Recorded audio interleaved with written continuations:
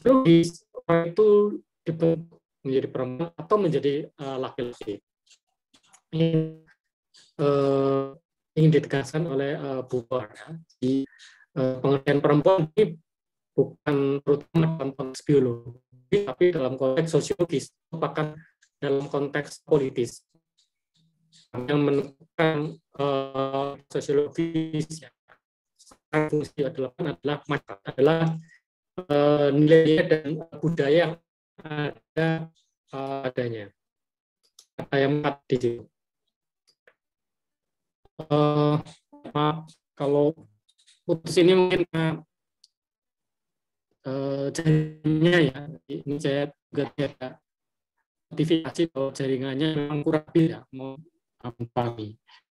Cuman nanti akan ini kan kemudian nanti rekaman ini akan diunggah ke YouTube. Nah, kemudian ini nanti tautan YouTube-nya akan juga cantumkan di biru sehingga bisa menonton meskipun yang kali tidak upload tetap bisa mengikuti. Kemudian nanti ada yang terputus-putus, kalau dilihat paham bagian mana yang terputus. Mungkin itu solusi itu. Ya. Karena kalau kendalasinya memang di kuasa saya untuk membahasnya, karena itu caranya ya saya tidak terlalu bisa membahasnya.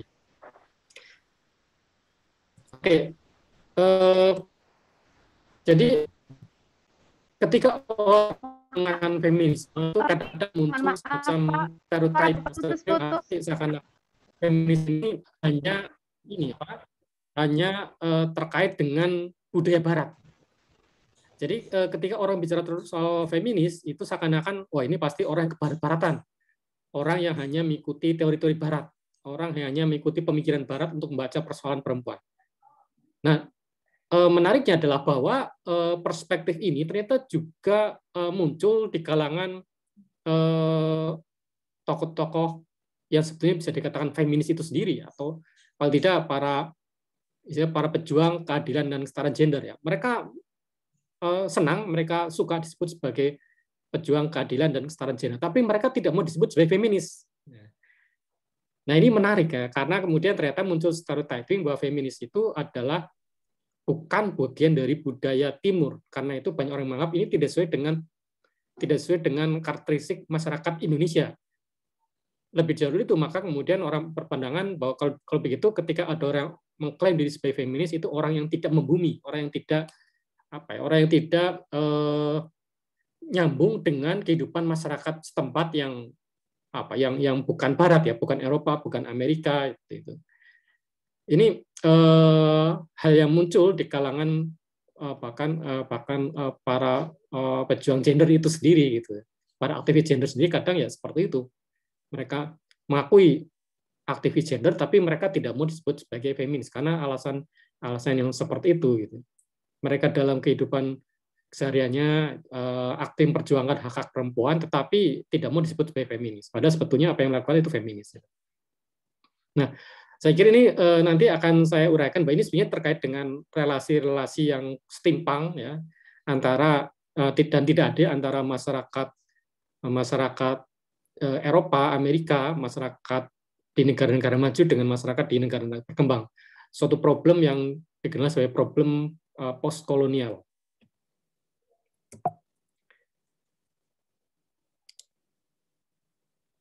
Nah, masalahnya dengan stereotyping semacam ini ya, masalahnya dengan stereotyping bahwa feminisme itu identik dengan budaya Barat, ya, yang tidak sesuai dengan budaya Timur, maka seakan-akan orang yang menyuarakan itu seakan-akan tidak mampu melihat adanya ketimpangan. Ketika dikatakan bahwa feminisme ini bukan budaya Timur, apakah itu berarti perempuan dari budaya Timur dalam tanda kutip ya ini tidak mau melihat adanya ketimpangan gitu. Karena sebetulnya inti dari ideologi feminisme adalah melihat adanya ketimpangan, melihat dan perjuangan adanya ketimpangan. Jadi apakah dia itu orang Barat, orang Eropa, Amerika, orang Asia itu sebenarnya seharusnya tidak masalah ya. Jadi problem dari stereotyping bahwa feminisme itu tidak sesuai dengan budaya Timur adalah muncul pertanyaan semacam ini. Apakah memang perempuan Timur tidak mampu melihat adanya ketimpangan sehingga kemudian dikatakan feminisme itu bukan budaya Timur? Karena seperti saya katakan tadi, feminisme itu sebenarnya merupakan kesadaran akan adanya ketimpangan struktural dan merasa resah akibat adanya dan akibat adanya ketimpangan tersebut. Jadi kalau orang mengatakan feminisme itu hanya membela hak-hak perempuan, itu tidak sepenuhnya benar. Ada benarnya, tapi ada juga kelirunya. Karena inti dari feminisme adalah ketika orang menyadari adanya ketimpangan struktural dan merasa resah akibat adanya ketimpangan tadi. Jadi harus ada perasaan keresahan itu. Kalau orang hanya tahu ada ketimpangan struktural tapi dia tidak merasa resah, dia merasa tidak gelisah, dia biasa-biasa saja, ya berarti tidak atau belum feminis. Nah, karena itu saya kira perlu sedikit singgung mengenai sebetulnya apa bedanya antara gender dan feminisme. Jadi ini saya kira sudah diuraikan dengan dengan detail oleh Bu Suci pada pertemuan awal. Namun perlu saya ingatkan lagi bahwa gender ini memang karakteristik melekat pada laki-laki dan perempuan yang dibuat, disosialisasikan dan dikonstruksikan oleh masyarakat. Jadi kepribadian, kemudian perilaku sosial, peran, fungsi, gambaran, kemudian asumsi, persepsi tentang perempuan dan laki-laki itu yang membuat masyarakat. Bahwa misalnya perempuan lebih emosional, laki-laki lebih rasional, itu semua menciptakan gambaran itu masyarakat.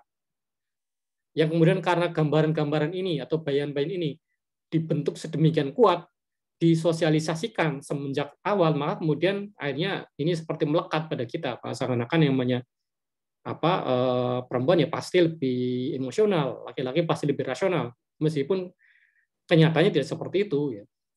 Kenyataannya kan kalau kita melihat data para wisudawati Unsud misalnya, yang tiap tahun itu meraih penghargaan terbaik itu kebanyakan perempuan. Jadi artinya perempuan itu kadang-kadang bisa lebih rasional daripada laki-laki gitu ya. Kadang-kadang laki-laki itu lebih emosional. Walaupun seringkali tidak ditampakkan. Perbedaan gender tidak sama dengan perbedaan jenis kelamin, seks atau biologis. Jadi bisa saja seorang yang tadi berjenis kelamin perempuan ternyata dia lebih kuat, lebih tegas, lebih mandiri, lebih rasional daripada laki-laki dan sebaliknya. Atau meskipun dia itu secara biologis itu perempuan, tetapi dalam situasi tertentu dia justru terlihat lebih maskulin daripada laki-laki. Atau sebaliknya, yang laki-laki kadang malah lebih feminim daripada yang perempuan. Karena itu kalau terkait dengan ini maka bisa jadi memang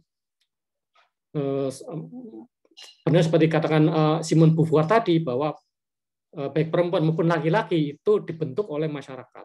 Ya. Tidak dilahirkan dengan sendirinya. Orang itu tidak dilahirkan sendirinya itu menjadi laki-laki atau menjadi perempuan. Tapi masyarakat yang membentuknya. Nah, gender itu sebenarnya merupakan pisau analisis, ya, pisau analisis untuk memahami realitas sosial terkait dengan perempuan dan laki-laki. Makanya dalam penerapannya ketika orang menggunakan analis gender, misalnya untuk melihat data-data kependudukan, itu harus ada namanya data pilah gender. Gitu. Misalnya kalau melihat data tentang seberapa banyak angkatan muda, angkatan tenaga kerja muda yang bekerja di sektor swasta, itu harus dibandingkan berapa yang laki-laki, berapa yang perempuan. Kalau kita melihat data tentang jumlah guru di sekolah dasar, ya persentasenya harus dilihat mana lebih banyak ya, perempuan atau guru perempuan atau guru laki-laki.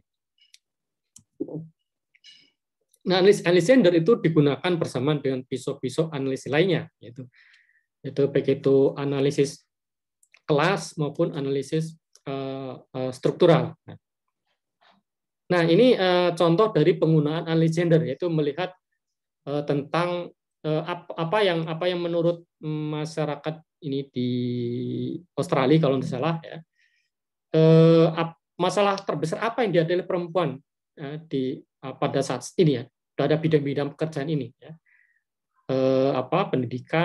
Pendidikankah, kurangnya kesempatan kerjakah, atau kurangnya women's night itu artinya ini kurangnya waktu bagi perempuan untuk bersosialisasi ya istilahnya. Jadi pengertian women's night itu bukan hanya malam perempuan, tapi waktu di mana perempuan bisa bersosialisasi antara sesama perempuan. Kemudian adanya KDRT. Ini berdasarkan tahun juga ya. Jadi tahun 2006 ini masalah terbesar yang dihadapi oleh perempuan itu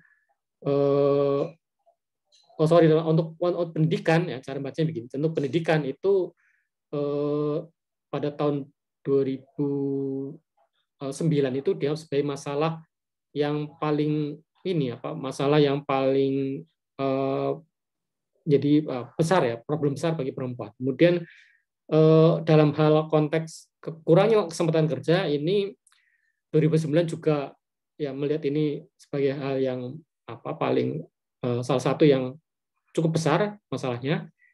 Kemudian kurangnya waktu bagi perempuan untuk bersosialisasi ini pada tahun 2009 ternyata tidak sebesar pada tahun 2007. Kemudian tentang KDRT ini ternyata yang tahun di mana ini ada masalah yang besar ini adalah pada tahun 2006. Nah, semakin lama dianggap persoalan KDRT itu semakin menurun ya, bukan berarti tidak ada, tapi semakin bukan menjadi masalah terbesar yang dialami oleh perempuan di Australia. Ya, karena ini saya kira terkait dengan meningkatnya perlindungan terhadap perempuan, meningkatnya penegakan hukum bagi pelaku-pelaku KDRT dan seterusnya, sehingga kemudian persepsi KDRT adalah masalah besar bagi perempuan itu memang semakin lama semakin mengalami penurunan. Nah, ini adalah contoh digunakannya analisis gender. Nah, agak berbeda dengan feminisme. Jadi kalau feminisme itu yang dibicarakan bukan sekedar wacana ya. Kalau kita menggunakan pisau analisis gender untuk melihat masalah terbesar apa yang dialami oleh perempuan itu wacana ya, gagasan, konsep ya. Sedangkan feminisme itu ideologi, bukan sekedar wacana. Ideologi itu artinya sesuatu yang perlu diperjuangkan karena ada hal yang baik. Nah, di mana di sini hal yang baik yang perlu diperjuangkan adalah situasi yang dialami oleh perempuan. Karena berdasarkan analisis gender hampir dalam banyak hal masih ada ketimpangan antara laki-laki dan perempuan ya. Meskipun sekarang misalnya kesempatan kerja bagi perempuan semakin meningkat ya. Meskipun sekarang misalnya perempuan yang berkarir di pemerintahan pun swasta semakin banyak, politisi dan pemimpin perempuan semakin banyak, itu bukan berarti masalah perempuan itu berkurang ya. Ternyata tetap ada, tetap banyak gitu. Masalah yang dialami di Banyumas misalnya, Banyumas ini masih menjadi salah satu dari 5 kabupaten yang tertinggi dalam hal ini angka kematian ibu hamil. Nah, ini pasti ada kaitannya dengan gender karena ibu itu kehamilan rentan sehingga kemudian kehamilannya itu ya istilahnya gugur ya. Itu karena kurangnya asupan gizi. Hampir semuanya karena asupan gizi. Nah, kurangnya asupan gizi itu kalau menurut beberapa penelitian itu karena pengambilan keputusan dalam rumah tangga itu didominasi laki-laki. Sehingga misalnya ketika rumah tangga yang kategorinya prasejahtera, karena itu pendapatannya minim, maka kemudian seringkali makanan yang enak-enak, ya, yang asupan gizinya banyak, itu justru untuk laki-laki, untuk suaminya, bukan untuk perempuan yang sebenarnya paling banyak membutuhkan gizi. Itu sebabnya angka kematian ibu di Banyumas tinggi. Karena seperti itu, pengambilan keputusan masih banyak laki-laki yang kurang perhatikan kebutuhan ibu hamil, ya, sehingga kemudian terjadi itu posisi ibu hamil yang rentan, bahkan angka kematiannya cukup tinggi di Banyumas, salah satu yang tertinggi di Jawa Tengah. Itu contoh dari bahwa ini sesuatu yang perlu diperjuangkan itu. Jadi kalau kita terdorong untuk memperjuangkan akar masalah tadi, ya, maka ini sebenarnya sudah masuk dalam feminisme. Nah, karena itu kalau kita bicara feminisme, kita bicara soal perlawanan ya, dengan berbagai cara, ya. Perlawanan anti dan bebas dari penindasan, dominasi, hegemoni, ketidakadilan, dan kekerasan. Artinya sebetulnya yang diperjuangkan oleh feminis itu sesuatu yang ada dalam kehidupan sehari-hari. Jargonnya mereka mata, hati, tindakan. Artinya orang mata itu hatinya melihat adanya ketidakadilan, hati artinya merasakan adanya ketidakadilan, tindakan artinya mendorong agar bisa mengakhiri ketidakadilan tadi. Jadi di sini maka feminisme itu dengan berbagai ragam teorinya yang bermacam-macam ya nanti saya sampaikan itu membongkar pengalaman ketindasan perempuan, mempertanyakan relasi-relasi kuasa yang berlangsung pada perempuan dan berbuat sesuatu untuk mengubahnya. Itu prinsip dasar dari feminisme. Ya sebelum kita nanti bicara soal perbedaan dari berbagai ragam feminisme. Nah, prinsip dari feminisme ini karena perempuan ini mengalami ketidakadilan dan penindasan karena jenis kelaminnya. Berbeda dengan laki-laki. Laki-laki umumnya mengalami ketidakadilan, mengalami penindasan itu bukan karena jenis kelaminnya, tapi karena persoalan ideologi, persoalan politik, persoalan ekonomi, persoalan budaya, persoalan sosial, tapi bukan persoalan jenis kelaminnya.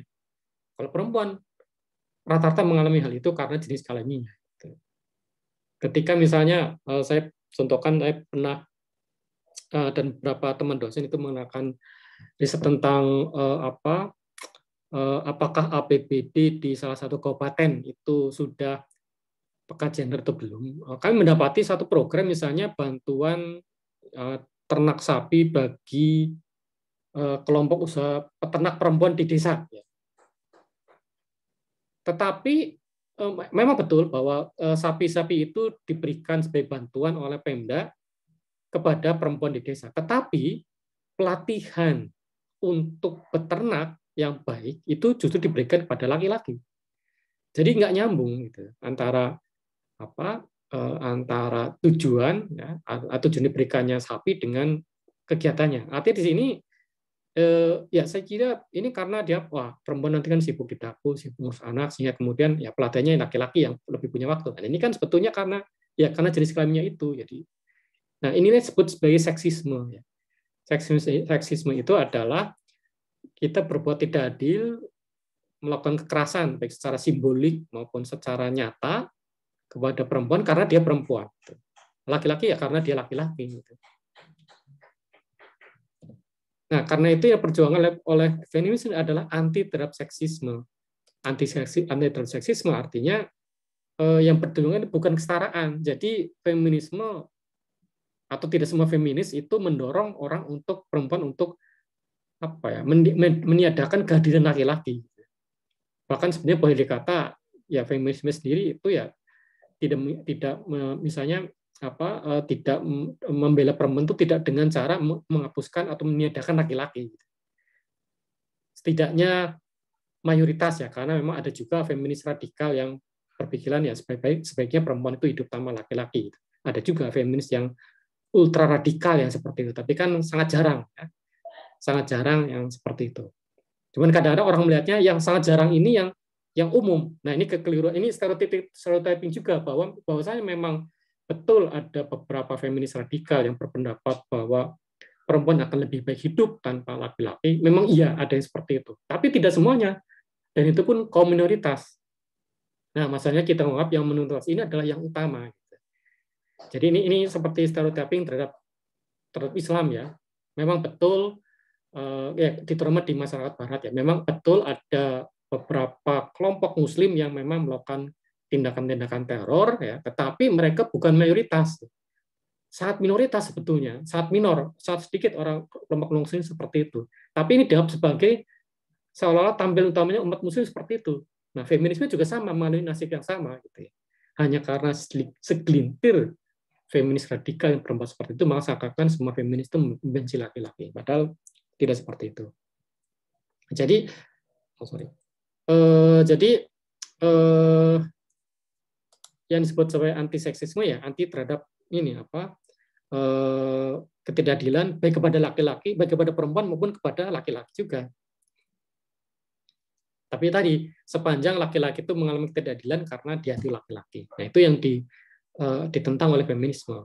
Jadi tujuan feminis itu sebenarnya memperjuangkan kemanusiaan kaum perempuan, kemudian dia berakar pada posisi perempuan dalam dunia patriarki dan berorientasi pada perubahan pola hubungan kekuasaan. Jadi yang ingin dirubah oleh feminisme adalah pola hubungan kekuasaan, ya, terutama yang terkait dengan laki-laki dan perempuan. Ya. Karena dalam dunia patriarki memang perempuan selalu tidak diuntungkan, terutama secara budaya. Ya. Jadi yang dikatakan oleh feminisme itu bukan hanya secara posisi ekonominya perempuan atau bukan sedang memperjuangkan bagaimana agar banyak perempuan yang bekerja, berkarir, tapi merubah pola hubungan kekuasaan, terutama dalam konteks budaya tadi. Karena yang paling susah dirubah kan sebenarnya budaya, itu bukan ekonomi. Gitu. Kalau ekonomi mungkin ya perlu usaha, tapi tidak terlalu sulit ya. Misalnya ngasih modal kepada kelompok perempuan, beri kesempatan perempuan untuk berusaha, itu sudah cukup untuk memberdayakan perempuan secara ekonomi. Tapi secara budaya ini yang susah, gitu ya. Seakan-akan misalnya pekerjaan mencuci piring ya itu hanyalah untuk perempuan. Padahal sebenarnya laki-laki juga bisa itu. Apa susahnya mencuci piring misalnya? Ya, kalau misalnya ada laki-laki mencuci piring itu wah dianggap itu aneh gitu. Padahal seharusnya biasa saja. Nah, mengapa dianggap aneh? Karena hubungan kekuasaan tadi yang tidak adil antara laki-laki dan perempuan, terutama dalam konteks budaya.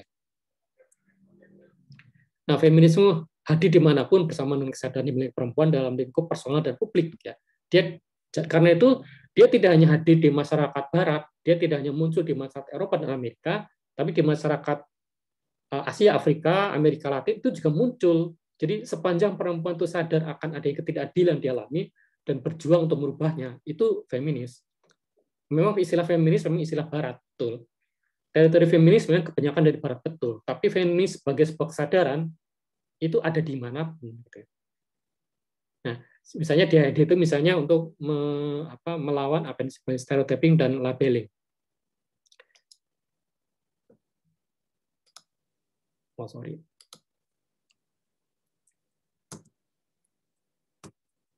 Nah, karena itu tidak ada definisi yang khusus dan abstrak tentang perempuan feminisme yang dapat diterangkan pada semua perempuan. Jadi artinya orang tidak bisa menyamaratakan.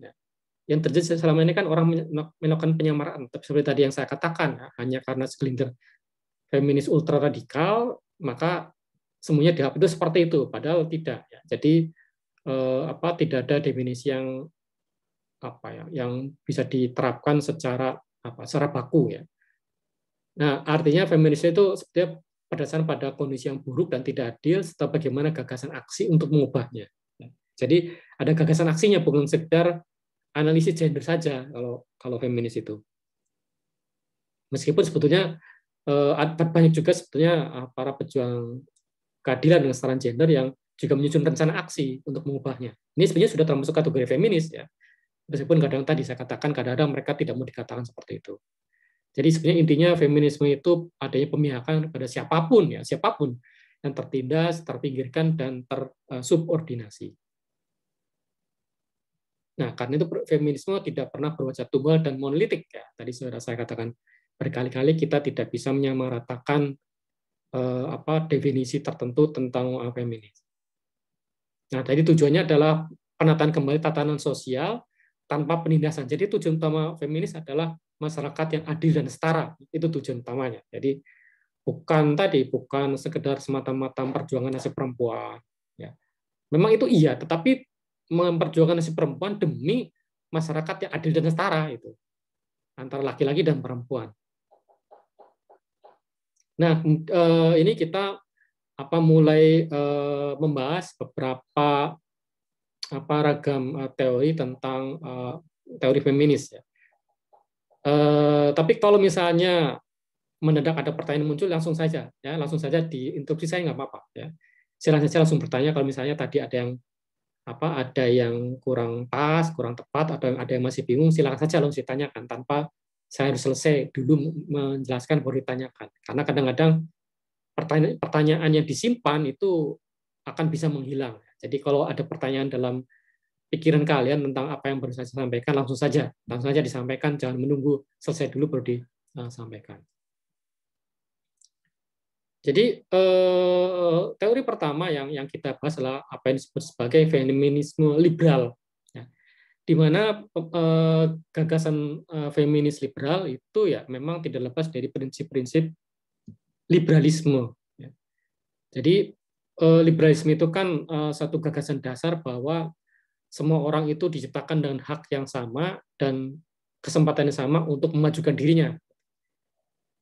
Orang dilahirkan dengan hak-hak yang sama. Tidak ada orang yang dilahirkan dengan hak-hak yang berbeda. Tidak ada orang yang secara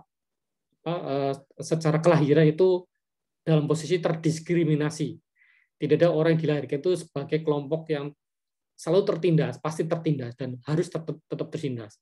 Tidak. Semua orang itu diciptakan dalam kondisi bebas, hak yang sama, kesempatan yang sama untuk memajukan dirinya. Karena itu jika ada orang yang diabaikan hak-haknya, ada orang yang diabaikan kesempatan untuk memajukan diri, maka itu yang bertentangan dengan prinsip liberalisme. Ya, jadi dan sebagai konsekuensi bahwa semua orang memiliki hak-hak yang sama dan kesempatan yang sama untuk maju, maka konsekuensinya memang kebebasan individual haruslah dihormati. Itu sebabnya dalam masyarakat liberal memang kebebasan individu yang paling utama. Orang tidak boleh diganggu haknya. Bahkan ada semacam teori bahwa ini terutama kalau di Australia yang memang saya pernah ke sana tinggal beberapa tahun, itu kita kalau bisa itu tidak terlalu berdekatan dengan orang gitu ya. Paling tidak itu kita harus memberikan space pada orang itu sekitar 1 meter ya, 1 meter atau 1,5 meter. Karena begitu kita masuk dalam jarak 1 atau 1,5 meter, kita sudah masuk pada ruang privasi dia. Nah, ini satu teori yang saya dapatkan. Ya, kecuali memang keadaannya memang memaksa ya, misalnya berdesak-desakan itu ya memang tidak bisa dihindari. Tapi sepanjang masih bisa dihindari, kita upayakan agar kita tidak masuk dalam jarak 1 sampai 1,5 meter. Ya ini variasinya berbeda ya. Kalau di masyarakat yang lain mungkin masuk dalam jarak 1,2 meter mungkin ya oke lah, nggak apa-apa. Tapi yang jelas hampir di semua masyarakat liberal itu kalau orang masuk dalam jarak 1 meter dari jangkauan dia ya, dari dia, maka itu sudah sama saja dengan memasuki ruang pribadi dia. Itu ada pemahaman seperti itu. Dan karena itu pula maka yang namanya penegak hukum, polisi ya tidak boleh masuk sembarangan ke rumah orang. Kalau dia tidak punya bukti yang kuat, bahkan kalau dia tidak punya surat perintah yang resmi dari pengadilan untuk menggeledah, untuk menangkap, ya, untuk mencari-cari sesuatu di rumah orang, itu tidak boleh gitu. Penegak hukum boleh diusir oleh yang punya rumah gitu. Kemudian yang punya rumah boleh mengajukan pengaduan kepada pengawasnya polisi bahwa ini sudah melecehkan saya, sudah melanggar hak-hak sipil, itu bisa itu. Ini penerapan prinsip liberalisme itu seperti itu. Ya, karena dasarnya tadi semua orang diciptakan dengan hak yang sama dan yang sama untuk memajukan dirinya. Nah, karena itu memang kebebasan individu dan pelindungan atas hak itu menjadi sangat penting. Apalagi dalam konteks perdagangan itu ya hak ekonomi itu menjadi utama. Makanya makanya liberalisme ini punya 3 dimensi. Ada dimensi moral, ya bentuknya kebebasan individual, kemudian hak sipil. Hak sipil itu ini hak untuk berbicara, hak untuk berasosiasi, hak untuk membuat tulisan, hak untuk menerbitkan sesuatu, hak untuk berkumpul, itu hak sipil hak sipil yang merupakan bagian dari liberalisme moral. Kemudian ada liberalisme politik. Nah, liberalisme politik itu adalah demokrasi, hak orang untuk memilih, hak orang untuk dipilih, hak orang buat partai, ya, hak partai untuk terlibat dalam kontestasi pemilu dan seterusnya. Kemudian ada liberalisme ekonomi. Nah, liberalisme ekonomi lah yang dikenal sebagai kapitalisme. Ya, hak bebas individu, penumpukan modal, dan seterusnya. Nah, bagaimana kemudian prinsip liberalisme ini diterapkan dalam konteks feminisme atau perjuangan atas hak-hak kaum perempuan? Jadi, menurut feminisme liberal, sumber penindasan terhadap perempuan adalah karena hak-hak perempuan itu belum diperoleh dan bahkan belum dipenuhi. Itu sumber penindasan perempuan. Jadi seharusnya orang itu sadar bahwa semua orang itu punya hak yang sama. Semua orang punya kesempatan yang sama untuk maju. Terlepas dia itu laki-laki atau perempuan. Nah, karena ternyata perempuan itu hak-haknya itu belum dipenuhi atau sudah ada tapi belum dihormati atau belum diberikan haknya, maka ini adalah yang menjadikan mengapa perempuan itu mengalami penindasan. Nah, ini yang dimaksud dengan feminis liberal itu kira-kira seperti itu ya. Jadi dalam feminis liberal itu ya perempuan harus mengatakan bahwa saya itu setara dengan laki-laki. Karena itu perempuan di dunia liberal ya, di masyarakat yang liberal itu ya tidak pernah merasa itu rendah diri daripada laki-laki. Saya itu sama dengan laki-laki gitu ya. Jadi mengapa saya misalnya selalu tunduk pada perintah laki-laki kalau itu tidak rasional gitu ya. Terus sebaliknya kalau laki-laki juga harusnya seperti itu juga ya. Dia memang sama dengan saya, setara dengan saya. Karena itu ya saya tidak boleh berbuat seenaknya kepada perempuan. Tidak boleh saya misalnya ya kalau ini kan masih banyak ya ketika perempuan lewat di situ ada rombongan laki-laki bersiul-siul, melecehkan dan seterusnya. Mengeluarkan omongan-omongan yang tidak pantas, mengeluarkan jok-jok yang tidak lucu ya, tapi sebenarnya mengeksploitasi tubuh perempuan. Nah, ini seharusnya tidak seperti itu. Nah, ini yang ingin disampaikan oleh feminisme liberal. Jadi yang ditemukan adalah ada kesetaraan, yaitu yang dimaksud dengan kesetaraan adalah kesempatan yang sama bagi laki-laki dan perempuan dalam semua hal. Bukan hanya dalam hal karir, kesempatan kerja, tapi juga dalam hal misalnya pendidikan, dan hal politik dan seterusnya. Karena itu yang diperjuangkan oleh feminis liberal adalah perubahan hukum dan reformasi sosial dalam bidang politik dan pendidikan. Nah, ini agenda yang kita sudah melaksanakan. Karena itu dapat saya katakan bahwa dari sekian banyak teori feminis itu yang paling banyak dipakai dan paling banyak dipakai, digunakan, diterapkan adalah teori feminis liberal. Dan itu juga yang diperjuangkan oleh para pegiat gerakan perempuan ya. Tokoh-tokoh pejuang kekerasan, anti kekerasan dan ketidakadilan gender gitu. Sebenarnya yang berjuangan ini sebetulnya agenda feminis liberal sebetulnya. Jadi meskipun tadi saya sampaikan ada beberapa atau sejumlah aktivis keadilan gender yang tidak setuju dilabeli feminis, tapi sebetulnya mereka sudah melaksanakan agenda feminis liberal, yaitu mendorong perubahan hukum, mendorong perubahan politik, mendorong perubahan pendidikan, agar semuanya lebih ramah pada perempuan. Termasuk misalnya perjuangan terhadap rancangan undang-undang ini penanganan kekerasan seksual PKS. Ini juga termasuk sebenarnya perjuangan yang berdasarkan teori feminis liberal. Mau tidak mau, disuka itu tidak suka, diakui atau tidak diakui, sebenarnya itu turunan dari gagasan feminis liberal. Perjuangan di bidang hukum, ya. Yang kadang-kadang berhasil, kadang-kadang tidak.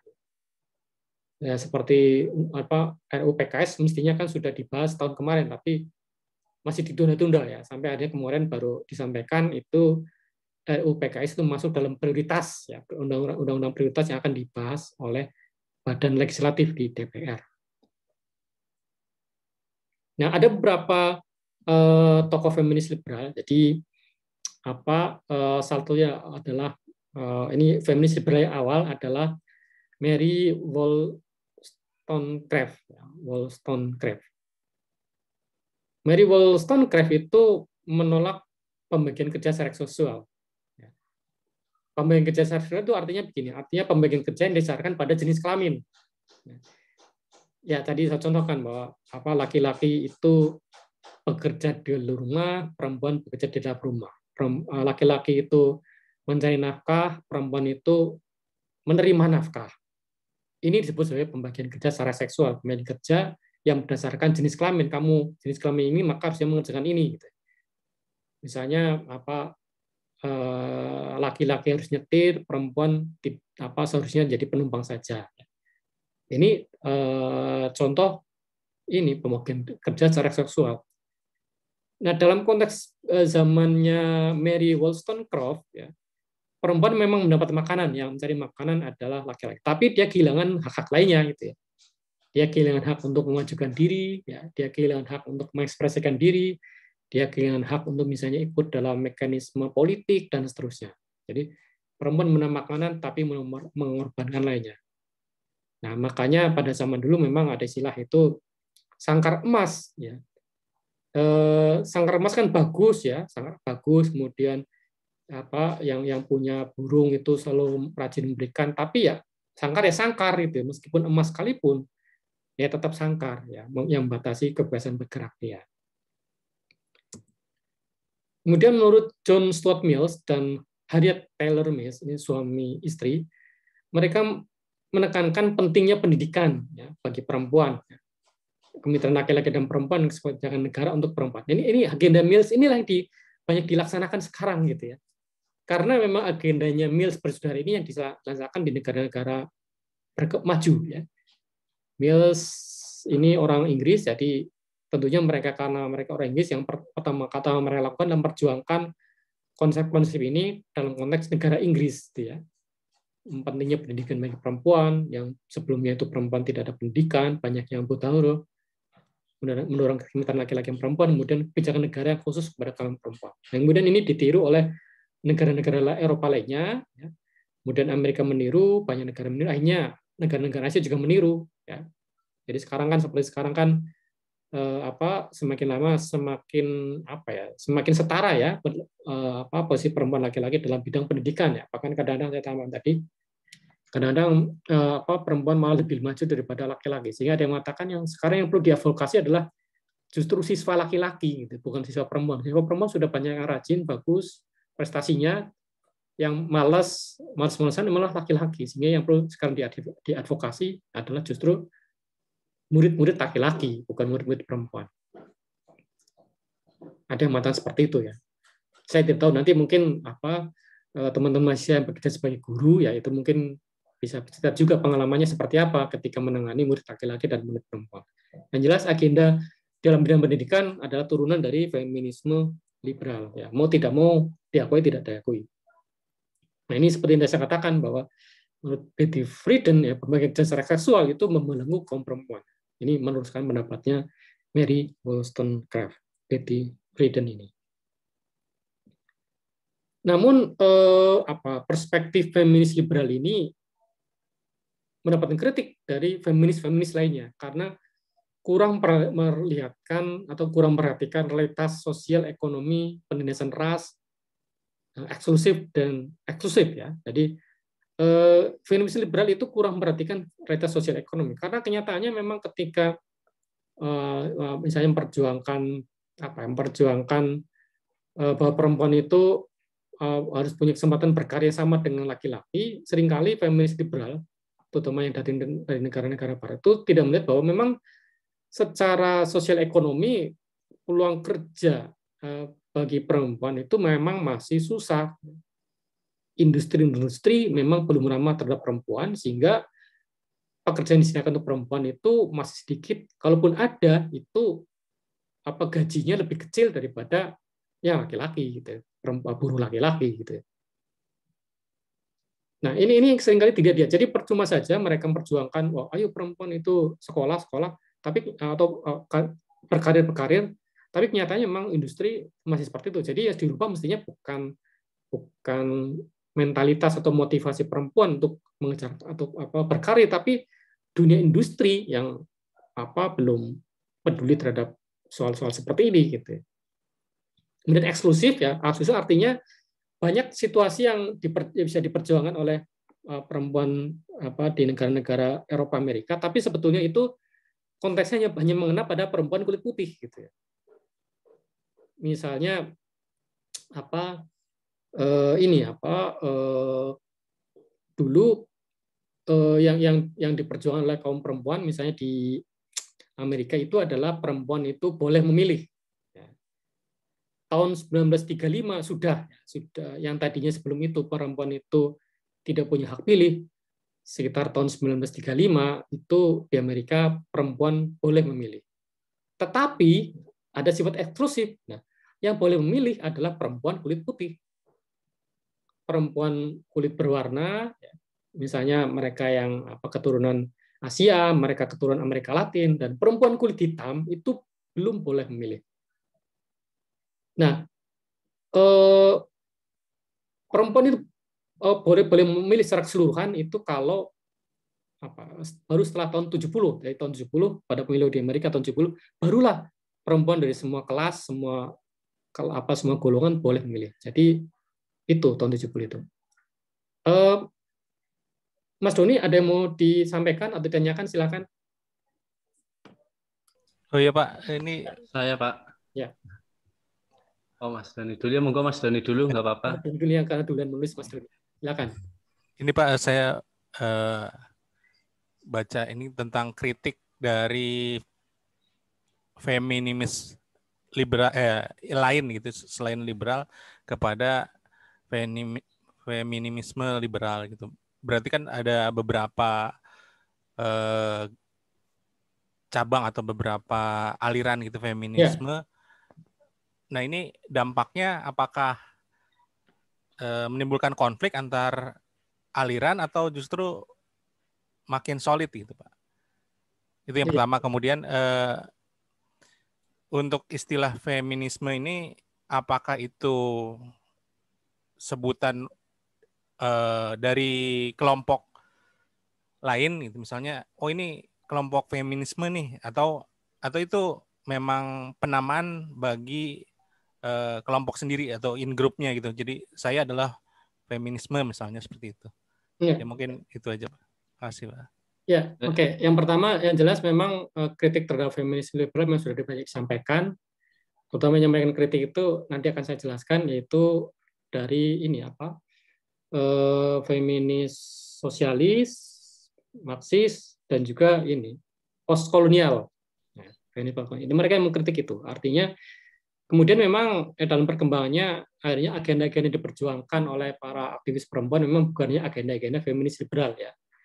Kalau agenda feminis liberal kan cuma itu, mengajukan apa yang penting itu perempuan ada kesetaraan, ada kesamaan, ada kebebasan dalam bidang politik dan pendidikan.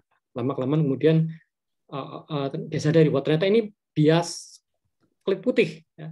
Bias kulit putih, bias kelas menengah, sehingga kemudian perlu diapresiasi perjuangan kaum perempuan di negara-negara lain.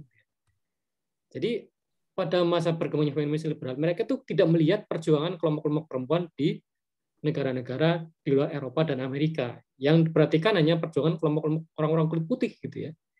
Jadi mereka kurang perhatikan perjuangan kelompok perempuan di Afrika, perempuan di Amerika Latin, perempuan di Asia. Asia pun ada Asia Tenggara, Asia Timur, kemudian di Asia juga ada Asia Selatan, perjuangan perempuan di Timur Tengah dan seterusnya itu. Hanya kemudian yang saya kira bukan konflik ya, tapi justru lebih pada ini lebih banyaknya agenda yang dapat dilakukan oleh para aktivis perempuan ya. Tapi kalau konflik secara pemikiran iya memang, secara teoritis memang iya gitu. Cuman itu saya kira ya Pak ya, konflik secara teoritis secara pemikiran saya kira tidak masalah gitu, karena justru bisa mengembangkan teori kan seperti itu ya. Justru kalau tidak ada konflik secara teoritik, kalau tidak ada perjuangan secara intelektual ya, perdebatan antar teori itu malah tidak menarik gitu ya. Tapi secara praktis ya agenda kaum perempuan malah justru lebih beragam, lebih bisa mencakup kebutuhan perempuan. Kemudian tentang label feminis saya kira ada dua. Memang awalnya yang memberikan label feminis itu memang ya feminis itu sendiri ya kan.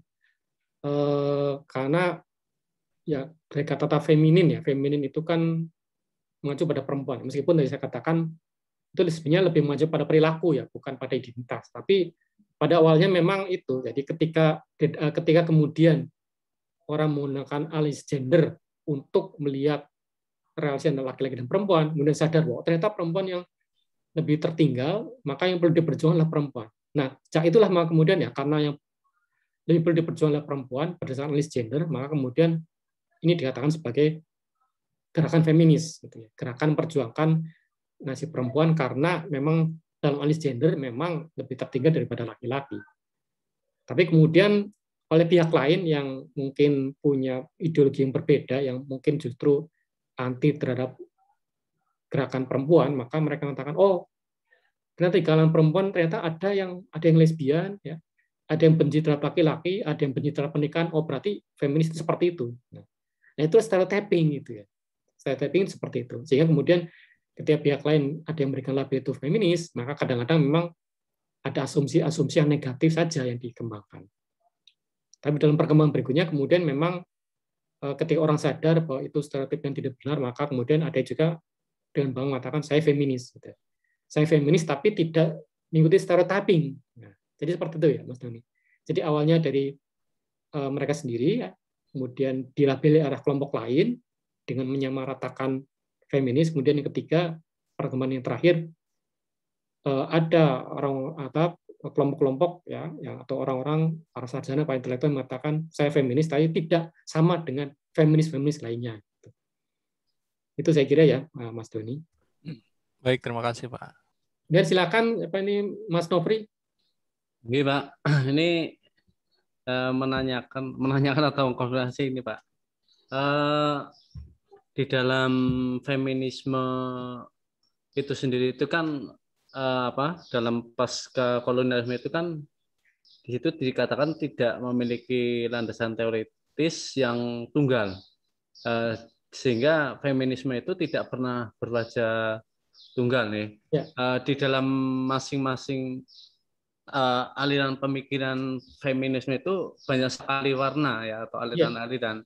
Nah, di dalam feminisme sosialis itu kan lebih melihat kepada ketidakadilan antar jenis kelamin yang lebih ditekankan atau disebabkan oleh struktur hubungan sosial dan ekonomi dari kapitalis sendiri. Kemudian dalam feminis radikal itu lebih cenderung pada melihat pada struktur ketidakadilan pada perempuan, di mana di situ itu berakar pada ideologi patriarki, yaitu ideologi yang mendasarkan pada sepenuhnya kekuasaan laki-laki ya, berpusat pada laki-laki yang sistemik ya dalam suatu lembaga ya, baik itu sosial, ekonomi, politik maupun budaya.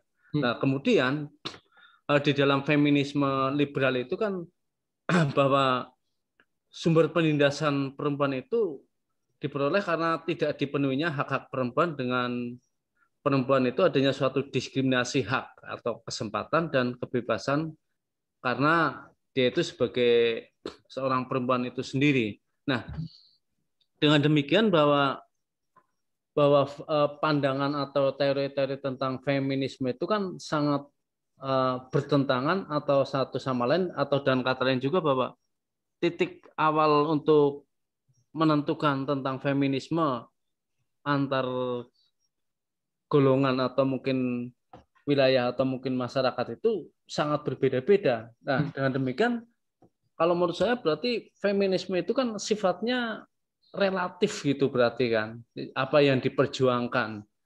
Apalagi di sini bahwa di dalam para teoris pasca kolonial itu bahwa kolonialisme itu dalam artian itu adalah politik dan ekonomi, sementara feminis itu sendiri menolak kolonialisme dalam arti seksual saja, nih Pak. Berarti feminisme itu banyak sekali dengan aliran-aliran seperti yang disampaikan sama Mas Doni tadi, bahwa feminisme itu tergantung bagaimana kita itu melihat ya tentang ketidakadilan yang ada ya atau yang muncul di dalam masyarakat. Seperti itu Pak pandangan saya. Ya, memang kalau saya boleh katakan, saya kira feminis itu bukan relatif ya, tapi majemuk, plural. Majemuk heterogen nih. Karena meskipun memang ada banyak ragam feminis dengan kadang teorinya saling bertabrakan, berbeda, tapi sebetulnya inti perjuangannya sama sebetulnya, yaitu melihat adanya ketidakadilan dan berjuang untuk mengatasi ketidakadilan. Intinya sebenarnya itu. Hanya saja bedanya adalah kalau feminis liberal melihat sumber ketidakadilan adalah dalam konteks hak, feminis radikal dalam konteks ini konteks ini budaya patriarki ya, feminis Marxis dan sosialis itu dalam konteks ya seperti Marx ya, ketimpangan akses material. Kalau feminis postkolonial itu dalam konteks melihat itu lebih menyeluruh gitu ya, bahwa ini bukannya persoalan ekonomi, bukannya persoalan hak, tapi juga persoalan misalnya ketidaksetaraan antar negara-negara berkembang gitu, antar negara berkembang dan negara maju gitu. Jadi kemudian juga agendanya memang berbeda-beda juga. Feminis liberal itu memperjuangkan reformasi hukum, feminis radikal itu ada yang memperjuangkan penghapusan lembaga pernikahan, ya. Feminis Marxis itu solusinya adalah revolusi sosialis, ya. Bermacam-macam solusinya, tapi sebetulnya intinya sebenarnya sama, yaitu melihat adanya ketidakadilan dan perjuangkan mengatasi ketidakadilan. Caranya beda, sumbernya beda, metodologinya beda memang. Tapi yang kita tahu dari feminisme sebetulnya adalah ini ideologi dasarnya adalah anti terhadap ketidakadilan dan ketidaksetaraan dimanapun dan dalam konteks apapun. Jadi sebenarnya bukan hanya seorang feminis sejati ya tidak akan hanya melihat pada sisi relasi laki-laki dan perempuan, tapi juga relasi kelas gitu. Antara kelas atas, menengah, bawah. Ya. Jadi jadi sebenarnya seorang feminis bukan hanya bersuara ketika yang menjadi isu adalah soal ketidakadilan menimpa kaum perempuan, tapi juga yang menimpa kaum kelas menengah bawah. Misalnya ketika seorang feminis seharusnya juga yang peduli ketika misalnya ada kelompok pedagang yang sudah lama berjualan di sebuah stasiun, kemudian tahu stasiunnya digusur tanpa pemberitahuan apa-apa terhadap para pedagang yang sudah lama di stasiun tadi, misalnya. Atau misalnya ketika kelompok petani yang sudah lama mengerjakan sebuah lahan, tahu-tahu dianggap itu melakukan penyerobotan lahan oleh perhutani, pada sebenarnya dari dulu itu yang mengerjakan itu rakyat. Ini adalah ketidakadilan dan seorang feminis sebenarnya juga menyuarakan hal itu. Gitu ya. Entah itu dalam kelompok petani ada perempuan atau cuma laki-laki itu tidak masalah. Itu jadi itu sebenarnya intinya melihat adanya ketidakadilan dan berjuang untuk mengatasi itu. Sebenarnya itu inti perjuangan dari feminis tadi. Terlepas dari berbagai macam perbedaan tadi. Oke, kemudian jadi feminis liberal itu kurang perhatikan kelas bawah, jadi bias kelas menengah tadi saya sampaikan. Jadi misalnya mereka menuntut misalnya kesetaraan gaji gitu ya di dunia industri swasta misalnya. Nah, kalau untuk perempuan kelas bawah, jangankan kesetaraan gaji, mendapatkan pekerjaan pun masih susah bagi perempuan kelas bawah. Nah, sayangnya itu yang kurang diperhatikan oleh feminis liberal. Jadi yang penting itu ada kesempatan yang sama, tidak melihat struktur yang membeda-bedakan itu, tidak atau kurang melihat struktur dalam dunia industri, struktur politik yang memang tidak memperjuangkan itu. Misalnya sekarang ini kan ada ini ya peraturan ini ya 30% ya, 30% itu calon legislatif harusnya dari kalangan perempuan. Memang secara formal itu sudah ada beberapa partai yang memenuhi persyaratan tadi. Tapi apakah itu berarti secara struktural suara perempuan itu sudah diperhatikan oleh partai tersebut? Belum tentu gitu ya.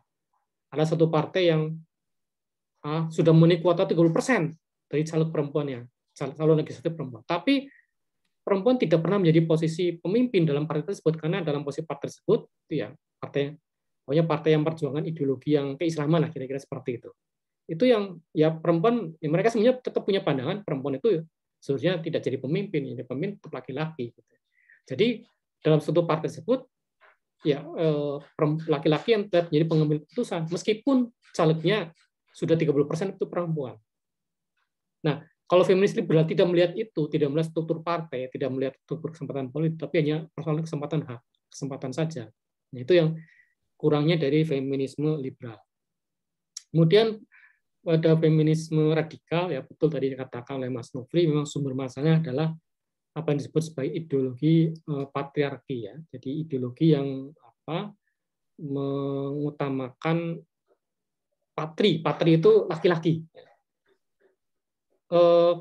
ini gambar-gambar yang ilustrasi menunjukkan hal tadi ya, jadi perempuan yang melakukan segalanya, dia memasak, dia itu membuat baju, ya dia itu menyikat sepatu, ya, dia membersihkan rumah, kemudian kemudian secara sosiologis itu harus tetap tersenyum dalam kondisi apapun, gitu. Nah, sedangkan laki-laki mendapatkan keistimewaan, ya, pulang rumah disuapi, disediakan makan, gitu ya. Kalau ini kan kadang-kadang ini sudah seperti budaya kadang-kadang, sehingga kita kadang-kadang ini kurang ini ya kurang menyadarinya. Misalnya ketika otomatis laki-laki itu disiapkan makannya oleh istri, sebenarnya ini contoh patriarki sebenarnya seperti itu sebenarnya. Walaupun kadang-kadang ini ya ada anggap ini sebagai suatu hal yang sukar, tapi kalau dalam perspektif feminis radikal ini masalah gitu ya. Ini masalah besar ketika kemudian ada suami yang makanya selalu dilayani oleh istrinya. Ini masalah besar menurut feminis radikal. Karena ini sumber dari adanya penindasan terhadap kaum perempuan. Mohon maaf Pak, bisa menyela sebentar Pak? Ya, silakan. Tadi yang nggak salah nanti ya Pak ya. Tadi yang seperti yang Bapak sampaikan bahwa dalam feminis yang liberal itu kan bahwa lebih menekankan adanya kesetaraan seperti pada golongan-golongan menengah ke atas ya, yang golongan ke bawah itu kurang diperhatikan. Berarti dengan kata lain bahwa feminis liberal itu masih abu-abu atau adanya bias itu Pak ya. Jadi masih ada suatu ketimpangan-ketimpangan yang terjadi khususnya pada golongan ke bawah. Terus satu lagi Pak, di dalam tadi yang patriarki tadi yang liberal itu kan kalau kita melihat di Indonesia sebenarnya feminisme yang tadi yang radikal, yang sosialis maupun yang liberal itu masih banyak sekali. Saya mengambil contoh seperti di Aceh ya kalau tidak salah, bahwa kaum perempuan itu sebagai tenaga kerjanya atau istilahnya itu pencari ekonomi, sementara kaum laki-laki itu istilahnya sebagai kalau ketika mereka menikah kan laki-laki itu diibaratkan itu sebagai membeli kaum perempuan, dan laki-laki itu hanya kalau istilah Jawanya itu ungkang-ungkang saja. Nah, disitulah kalau menurut saya kok di Aceh sendiri itu feminisme radikal itu terjadi, dan kemudian juga di budaya Jawa kok sepertinya juga mengalami hal tersebut. Seperti itu Pak. Ya, saya betul ya. Jadi memang feminis radikal, feminis liberal itu setidaknya pada perkembangan awalnya itu sampai dengan pertengahan abad 20 itu memang bias kelas, betul memang bias kelas dan bias etnis ya. Karena tadi hanya memperhatikan persoalan-persoalan yang dialami perempuan di negara-negara maju ya. Persoalan-persoalan khas dialami perempuan di negara-negara berkembang itu kurang diperhatikan gitu ya. Persoalan-persoalan ini kalau salah satu contoh khas persoalan di negara maju kan misalnya ini obesitas ya, kelebihan gizi ya. Kalau di negara berkembang kan malah sebaliknya, kekurangan gizi gitu ya. Ini contoh perbedaan antara negara maju dan negara berkembang. Dan ini hal yang kurang diperhatikan oleh feminisme liberal setidaknya sampai dengan tahun 50-an. Kalau sekarang saya kira sudah ada perkembangan sehingga kemudian mereka menyadari kekurangan mereka sehingga diperbaiki secara teoretik. Nah, kemudian ya patriarki sebetulnya memang saya kira hampir semua masyarakat itu memang prinsipnya patriarki gitu ya. Bahkan meskipun itu ada masyarakat yang menganut sistem kerabatan matrilineal, itu belum tentu matriarki, belum tentu. Seperti Minangkabau misalnya itu kan matrilineal ya. Hukum warisannya kan dasar atas jalur ibu ya. Yang mendapatkan warisan itu kan ini perempuan, laki-laki kan tidak dapat gitu. Tapi bukan berarti kemudian relasinya lebih menguntungkan perempuan daripada laki-laki. Jangan-jangan tetap patriarki gitu ya. Jangan tetap menguntungkan laki-laki. Nah, ini patriarki dianggap sebagai sumber masalah bagi feminis radikal karena dia inilah yang memunculkan ketidaksetaraan dalam gaji ya, unequal pay. Jadi kalau menurut kaum feminis radikal, adanya ketidaksetaraan gaji itu karena belum adanya kesempatan, belum adanya kesadaran untuk memperjuangkan ini kesetaraan perempuan. Tapi kalau menurut feminis radikal ini karena ideologi patriarki itu sendiri ya, abuse ya atau pelecehan, kemudian munculnya ini potret perempuan secara negatif, kemudian shaming language, bahasa yang shaming mempermalukan perempuan itu ya, misalnya terus mengangkat bahwa perempuan berbadan besar itu atau itu tidak ideal, perempuan gendut itu tidak menarik, itu shaming language ya. Kemudian perempuan pendek itu tidak disukai oleh laki-laki dan seterusnya, banyak hal ya yang disukai laki-laki, perempuan yang kulitnya terang, yang tinggi, langsing dan seterusnya, itu itu artinya men-shamingkan atau membuat membuat malu ya, menjadikan perempuan yang tidak termasuk kategori itu sebagai perempuan yang pantas dipermalukan. Ini shaming language. Gender roles yang membedakan tadi peran gender laki-laki perempuan, objectification artinya membuat perempuan sebagai objek ya, termasuk dalam iklan dan media dan seterusnya. Kemudian unrealistic standard of beauty, misalnya standar perempuan yang tidak realistis, misalnya semua perempuan harus standarnya seperti perempuan barat gitu ya, tinggi, langsing, kulitnya terang ya, dan seterusnya. Kemudian rape culture ya, budaya perkosaan ya. Kemudian male dominated industry, ini yang didominasi laki-laki. Gender stereotype ini yang sering kali kita dapatkan ya, tentang laki-laki itu ini begini, perempuan begini, itu menurut feminis radikal ini sumbernya karena patriarki. Nah, kata kuncinya ini personal, the personal is political ya, hal yang personal di politis ya. Jadi menurut feminis radikal, ketika ada laki-laki melontarkan guruan atau lelucon yang terkait dengan masalah perempuan, maka ini sebenarnya menyindir perempuan secara personal. Ini sebenarnya kan personal ya, menyindir perempuan secara personal. Tapi jadi politik menurut perempuan. Jadi menurut perempuan hal yang personal jadi politik. Hal yang personal adalah bagian dari perebutan kekuasaan antara laki-laki dan perempuan. Misalnya dulu saya ingat betul ketika ada ini ya, kasus pemerkosaan seorang penumpang perempuan oleh supir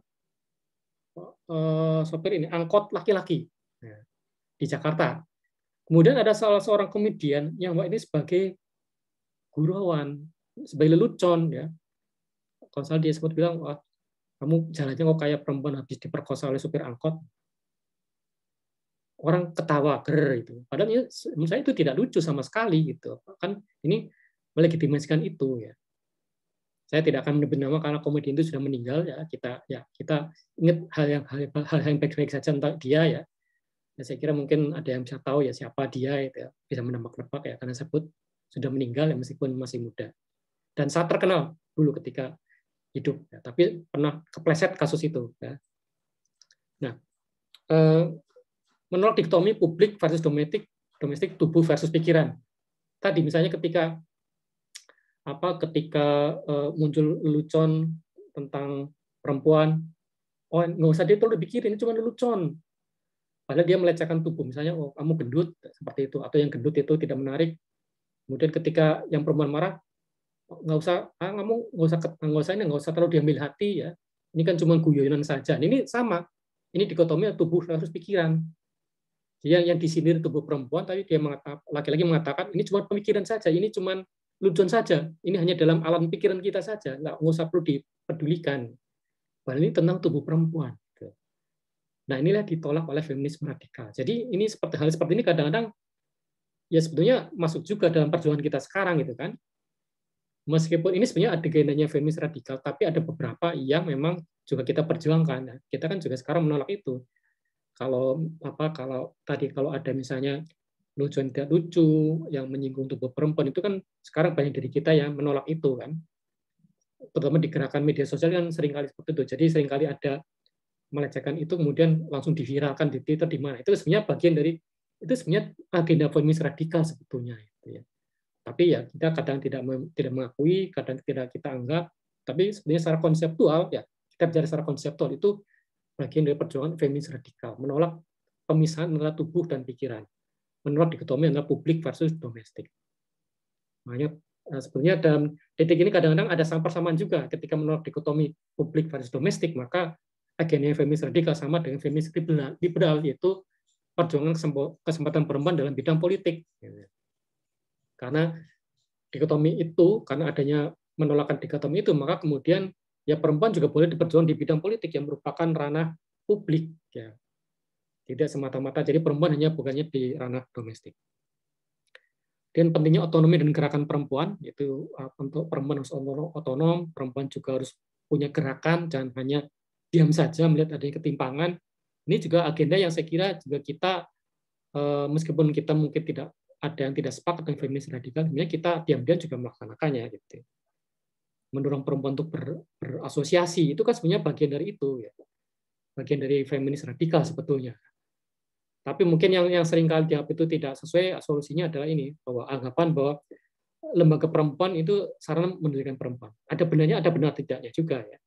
Lembaga perkawinan, hubungan heteroseksual yang diwajibkan, dan peran keibuan adalah sarana-sarana untuk mengendalikan perempuan. Karena kadang-kadang solusi terhadap misalnya hubungan lembaga perkawinan, sorry ini salah tulis, bukan lembaga perkawinan, tapi lembaga, ya, lembaga perkawinan. Lembaga perkawinan dianggap sebagai sarana untuk mengendalikan perempuan. Karena itu memang solusinya menurut mereka lembaga perkawinan ya kalau bisa tidak usah ada atau tidak perlu diwajibkan gitu.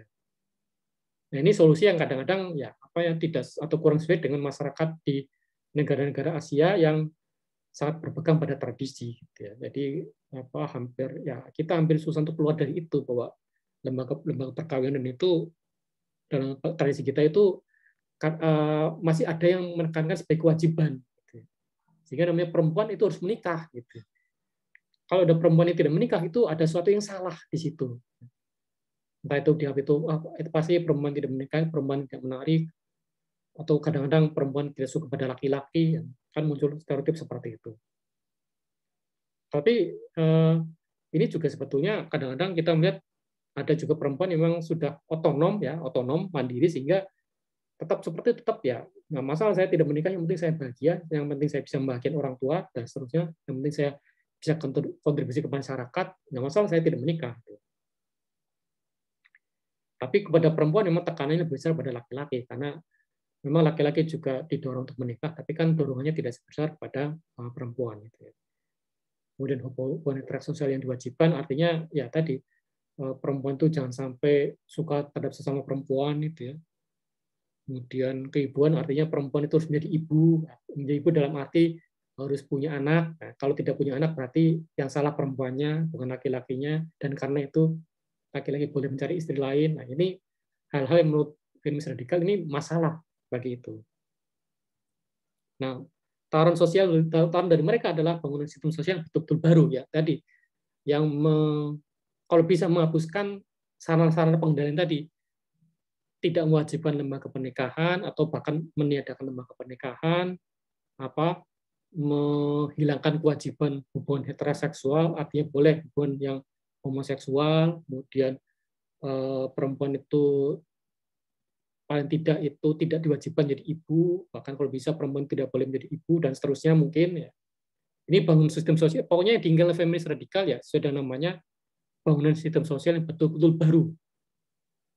Lembaga pernikahan kalau perlu tidak diwajibkan, ya.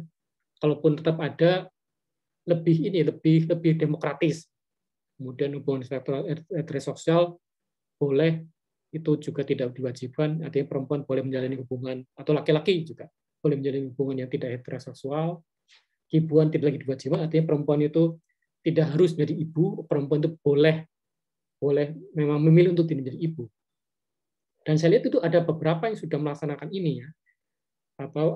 Saya tahu ada teman saya, ya, yang beliau itu mengajar di Unpad, kemudian istri beliau itu seorang perempuan yang doktor juga, S3 juga, dan dari Thailand gitu. Mereka sepakat tidak ingin punya anak gitu. Bukan berarti tidak bisa, tapi memang tidak ingin punya anak. Ini saya kira artinya itu saya kira ada pengaruhnya, ya, feminis radikal ini. Meskipun mereka mungkin tidak menyadari, tidak mengakui, tapi mereka melihat, nah ini memang otonomi tubuh saya, bahwa saya tidak ingin punya anak ya harus dihargai, dan kebetulan suaminya mendukung gitu. Jadi itu sebenarnya bagian hal yang itu ya. Dan kalau di Barat, di Australia, di Amerika banyak yang seperti ini, artinya keluarga yang memang tidak ingin punya anak gitu. Tidak masalah ya, karena kalau di mereka kan hukum warisan kan kontraktual, artinya bukan berdasarkan tuntutan agama gitu. Mereka boleh mewariskan harta milik mereka kepada siapapun yang mereka anggap itu paling cocok, paling layak gitu. Bahkan bisa jadi orang yang punya anak banyak itu bisa jadi warisannya tidak jatuh ke mereka, tergantung suratnya. Sepanjang suratnya itu sah, sepanjang suratnya itu tidak dibuat atas paksaan, bisa saja dia mewariskan kepada entah itu lembaga amal, pembantunya, orang lain, atau sahabatnya, bisa saja itu. Jadi tidak mesti jatuh ke anak-anaknya. Itu semuanya, maka mungkin alasannya mengapa kemudian banyak pasangan di negara-negara liberal yang memang memutuskan untuk tidak punya anak gitu. Meskipun banyak alasan personal lainnya ya, yang tidak bisa saya uraikan satu persatu, karena sangat banyak alasan personal mengapa satu pasangan tidak ingin punya anak. Nah, ini beberapa tokoh seperti Kate Millett ya, Kate Millett mengatakan bahwa hubungan laki-laki dan perempuan itu bersifat politis ya. Politis seperti ini artinya ini saya kira yang jadi ini saat iklan menunjukkan bagaimana ini simbol utama dari feminis radikal itu ya, menghancurkan dinding patriarki ya. Jadi kalau andaikan saya punya palu, akan saya runtuhkan tembok patriarki. Dan menurut Sulamit Firestone, sumber dari kelemahan perempuan adalah struktur biologisnya. Menurut Susan Brown Miller, kekerasan seksual adalah sumber penindasan perempuan. Jadi kalau menurut Firestone, perempuan lemah itu karena secara biologis memang dia lebih lemah daripada laki-laki. Makanya kemudian menurut Firestone, maka perempuan harus memperkuat diri secara fisik ya. Bahkan sepanjang itu memungkinkan, maka kalau perlu ada perubahan fisik yang radikal dari perempuan agar perempuan itu kuat dari berbagai macam penindasan oleh perempuan, karena dia secara biologis itu tidak kuat. Jadi perempuan perlu kuat secara fisik, secara biologis. Kemudian Brown Miller mengatakan sumbernya adalah penindasan perempuan. Nah, kekerasan seksual. Karena itu kalau orang ingin meniadakan ketidakadilan gender, maka kekerasan seksual perlu dihapuskan. Nah, ini kan sebenarnya agenda feminis radikal sebetulnya itu kan, undang-undang penghapusan kekerasan seksual. Tapi kan saya kira secara umum sekarang sudah bisa terima gitu ya. Saya kira kita semua sepakat bahwa kekerasan seksual itu haruslah tidak lagi terjadi pada perempuan dan juga pada laki-laki. Gitu. Tapi kebanyakan memang menimpa perempuan, sehingga undang-undang penghapusan kekerasan seksual memang sangat diperlukan. Terlepas dia itu agendanya feminis radikal atau lainnya. Tapi ini kita sepakat dengan itu. Dan kritiknya terhadap feminis radikal adalah terlalu menekankan perjuangan melawan patriarki. Nah, sehingga karena kalau penekannya terlalu keras itu, maka kesannya seakan-akan perempuan pasti lebih baik daripada laki-laki. Kesannya. Sehingga kemudian laki-laki seringkali diabaikan ya. Sehingga kadang-kadang feminis radikal kadang-kadang ini mengarah pada munculnya seksisme baru, yaitu menganggap perempuan itu selalu baik, laki-laki selalu jelek. Ya, tapi ini juga kadang-kadang kita kan sering mendengar sekarang itu perempuan selalu benar, laki-laki itu selalu tidak benar ya, selalu salah. Kesannya itu ini bagian dari perjuangan perempuan, tapi sebetulnya malah ini menekankan perempuan itu egois gitu ya. Jadi kita bisa membaca terbalik gitu ya. Jadi bukan berarti statement atau slogan atau semboyan atau mungkin termasuk lelucon perempuan selalu benar, laki-laki selalu salah itu ini feminis. Padahal sebenarnya bisa jadi bukan, bisa jadi ini justru memojokkan perempuan. Bisa jadi ini justru menganggap perempuan itu pasti egois sehingga selalu ingin benar sendiri. Sehingga muncul lelucon seperti itu. Dan feminis radikal juga masih mengabaikan faktor sosial ekonomi, sama dengan feminisme liberal. Mengabaikan faktor sosial ekonomi, mengabaikan faktor bahwa perempuan itu mengalami penindasan karena struktur ekonomi yang timpang. Kemudian yang saya kira yang memperhatikan soal agenda sosial ekonomi adalah feminisme Marxis. Ya. Karena ini basisnya tentunya Marx ya. Ketertundukan perempuan berdasarkan pada basis material, yaitu model-model produksi. Jadi perempuan itu mengalami penindasan, tunduk pada laki-laki karena dia tidak bisa mengakses sarana-sarana produksi. Gitu. Karena perempuan itu tidak punya uang, perempuan itu tidak punya sumber daya manusia, perempuan tidak punya teknologi, perempuan tidak punya tanah, itu yang menyebabkan perempuan tertindas. Nah, dengan adanya relasi pemilik modal dan bukan pemilik modal, maka perempuan jadi bagian dari penindasan. Kalau Marx kan seperti itu ya, relasinya pemilik modal dengan bukan pemilik modal, kaum borjuis dengan kaum proletar. Nah, perempuan itu pasti menjadi bagian dari kaum proletar karena persoalan sosial ekonomi. Jadi karena memang kapitalisme itu bergantung pada kerja domestik, ya, kerja domestik. Andaikan saja misalnya ini ini kan perempuan kalau dia mengerjakan pekerjaan-pekerjaan rumah tangga kan tidak dibayar kan. Kalaupun perempuan itu mendapatkan nafkah dari suami itu untuk kepentingan keluarga, bukan untuk kepentingan perempuan sendiri. Andaikan saja setiap hal yang dilakukan perempuan itu dibayar oleh laki-laki, kapitalisme runtuh kalau kata Marx ya. Kenapa? Karena kemudian buruh laki-laki pasti menuntut pada perusahaan agar dapat gaya lebih, gitu. Agar gaji yang diterima oleh buruh bukan hanya untuk keluarganya, tapi hanya khusus juga untuk perempuan. Perempuan harus dibayar secara khusus. Itu kapitalisme runtuh menurut feminisme Marx. Gitu. Makanya kemudian diperjuangkan oleh feminis Marxis ya ini gaji untuk pekerjaan rumah tangga. Tujuannya bukan agar untuk perempuan senang-senang, tapi tujuannya untuk peruntukan kapitalisme gitu. Jadi konteksnya ini, jadi menuntut gaji untuk rumah tangga, pekerjaan rumah tangga, bukan untuk kepentingan perempuan itu sendiri. Tapi konteks lebih luasnya adalah agar kapitalisme runtuh. Ini sebenarnya diperjuangkan oleh feminisme Marxis. Nah, karena itu solusinya utamanya perlawanan adalah pemilik modal, ya, termasuk bagian dari itu. Jadi menuntut gaji untuk kerja domestik itu tuntutannya kepada pemilik modal, bukan kepada buruh laki-laki yang jadi suaminya.